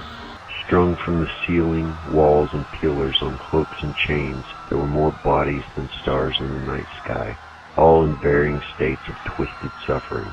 The darkness had somehow kept their cries and moans at bay, but now that they were revealed, their tortured screams were as well. The nightmarescape around him was more than enough to drive him back to his knees, and when he allowed his gaze to lower itself to the spot where he knew the demon to be waiting, he wished he hadn't. Just like the one in his mind's eye, the beast had furry brown legs of a goat, a tarry black torso and arms with all those red eyeballs, and a horned face that wasn't even a face, just a gaping hole with flat teeth that somehow came together in a smile. When Chad felt the tunnel vision coming, he'd never been so grateful to pass out, and he fully embraced the blackness that enveloped him. When he found himself hand in hand with Victoria, walking through Central Park just after dusk, he was overcome with the joy of getting to see her again. Tears began to pool, and she wanted to know why. It was their date night, and they had just come from their favorite restaurant, Le Vin Bistro, where too much food and too much wine combined with the cool night air to dictate the necessity of the stroll. She was as beautiful as she had ever been, and Chad told her not to concern herself with what were actually tears of joy. He was just happy to be with her. She smiled her brilliant smile, kissed him on the cheek, and they continued walking. Their portion of the park was unusually deserted, and before too long he had the sensation that they were being followed. She said he was crazy, but allowed him to pick up the pace regardless. The clickety-clack of the thing behind them did as well. Chad knew that noise. With Vicky's hand in tow, he broke into a sprint. Not that it did much good. Victoria kept up while laughing at his spontaneously irrational behavior, showing no concern for their safety despite his panic-stricken demeanor. Even when Alzeze's grotesque form could be seen in the path's lamplights, skipping without a care and still gaining considerable ground with each playful hop, she didn't seem to find it forbidding or scary. Quite the opposite, actually. Pulling free from Chad's grasp, she changed directions and began walking back to the demon, a huge smile on her face. He tripped over his own feet, trying to bring himself to a stop, and by the time he had scrambled back up and returned to her, it was upon them. Chad tried to pull her away, but she was unnaturally strong and resisted without the slightest budge. Vicky held her hand out toward Alzeze for the customary how-do-you-do handshake, and the obscene visage met it with large, square teeth, each the size of a pack of cigarettes. The mouth consumed her forearm, while the jaws brought its snapping teeth down on her elbow with the power of a bear trap. Bones and tendons were reduced to fragments, and Vicky squealed with an intensity that ripped Chad's heart from his chest. It was a sound he would have given his life many times over, never to have to hear again. He had hold of her other arm, but pulling at her any only increased her torment. There was nothing he could do to help her. Finally, he screamed, "Please, I'll do whatever you want. Just don't hurt her anymore." Victoria's anguished bellow died immediately on her lips, and she turned her head to face him, her arm still halfway down Alzeze's gutlet. The expression of agony had been replaced by a blank slate of indifference, except for the sly upturn at the corners of her mouth. When she started moving her lips again, it was the demon speaking, using her as its communications device, much like it had done with his cell phone earlier, except it was using a secure connection this time rather than Wi-Fi. Then bring your master a child. A girl before her mortal age of 10 is ideal. Chad nodded in silent agreement. He would do anything to keep Alzeze away from Victoria. You have 13 hours before I mangle your precious one into something you'd find less attractive. The Vicky phone continued. Trying to find help is pointless and will only slow you down, so I'd recommend that you don't. Not if you value this woman's life. Chad nodded once again, and, without warning, Vicky's free hand shot out, jamming her fist into his temple with power that should have come from Mike Tyson and not from her tiny frame. The impact was lightning in his skull, and suddenly the world was becoming horizontal while he was becoming vertical. It was the kind of one-hit knockout he'd seen on YouTube under the heading of something about karma in the title, and he was once again familiarizing himself with the world of unconsciousness. Only, he wasn't unconscious. At least he didn't think he was. It was all starting to blur. To the best of his recall, this is what felt most like reality as he remembered it, the hazy edges refined to clean lines of periphery. He was lying in a darkened tunnel, surprise, surprise, with his back against the rungs of an iron ladder. There had been only one to come across his path, so he had a fair guess as to where he was. It wasn't necessary to guess, however, as a flurry of flashlights came upon him from both directions. It was the police, and he'd never been happier to see the boys in blue. Sir, are you all right? Two of them kneeled down beside him, and Chad didn't know how to respond. A vivid recollection of everything he had experienced had hunkered down inside him like a bowling ball. But given his location here at the bottom of the ladder, could he have fallen down and taken a bad spill? Was it possible he had just dreamt it all? Head trauma could produce abnormal thought patterns, and his head did hurt like a mother. Please, Chad whispered through his dry throat. Please help me. The two officers turned to share a confused look with each other before shaking their heads with pity. One of the cops behind the two at his side depressed his radio and began speaking into it. Capiro, Detective Capiro, this is Johnson with the 717. Do you copy? There was a moment of silence, and the same officer commented to his comrades. These damn things haven't been worth a shit down here. While they waited for the response, they weren't sure it was even coming. Finally, it crackled to life just as he was about to try again. Go ahead, Johnson. Please tell me you found something. Well, we think we found something, but I don't think he's going to help us any. It's another one of those crazies. Like the others? Ricardo asked from his location. Yeah, unfortunately, he don't look as bad as those guys did, but he's spouting that same damn idiot speak. What's he saying? Ah, shit, Detective, I don't know. Pappy, happy mappy, I think. After recounting the quote, he verified it with one of the other cops present. That sound right to you? A plainclothes officer nodded in agreement, and Chad thought he was going to be sick. You can't understand me?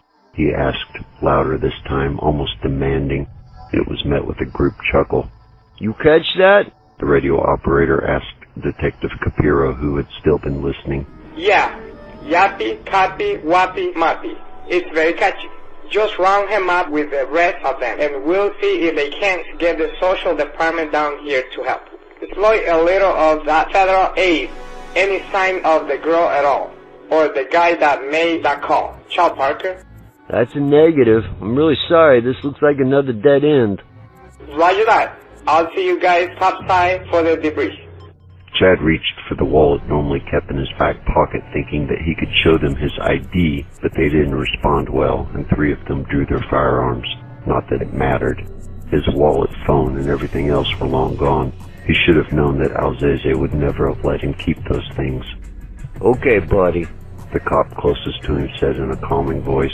Just keep your hands where we can see them. I think we need to pat you down.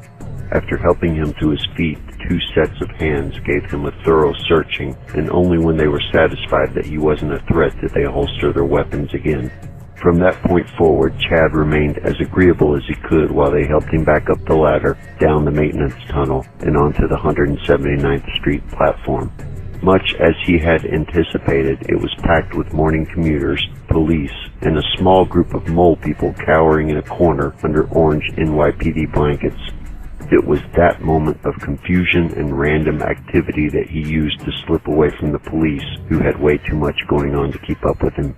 He didn't have time to deal with them, especially now that he knew how useless they would be. Chad Parker had become focused on a singular goal, and it consumed his entire being. He had to keep Victoria safe, and there was only one way to do that. He had to find a child for his master, a little girl.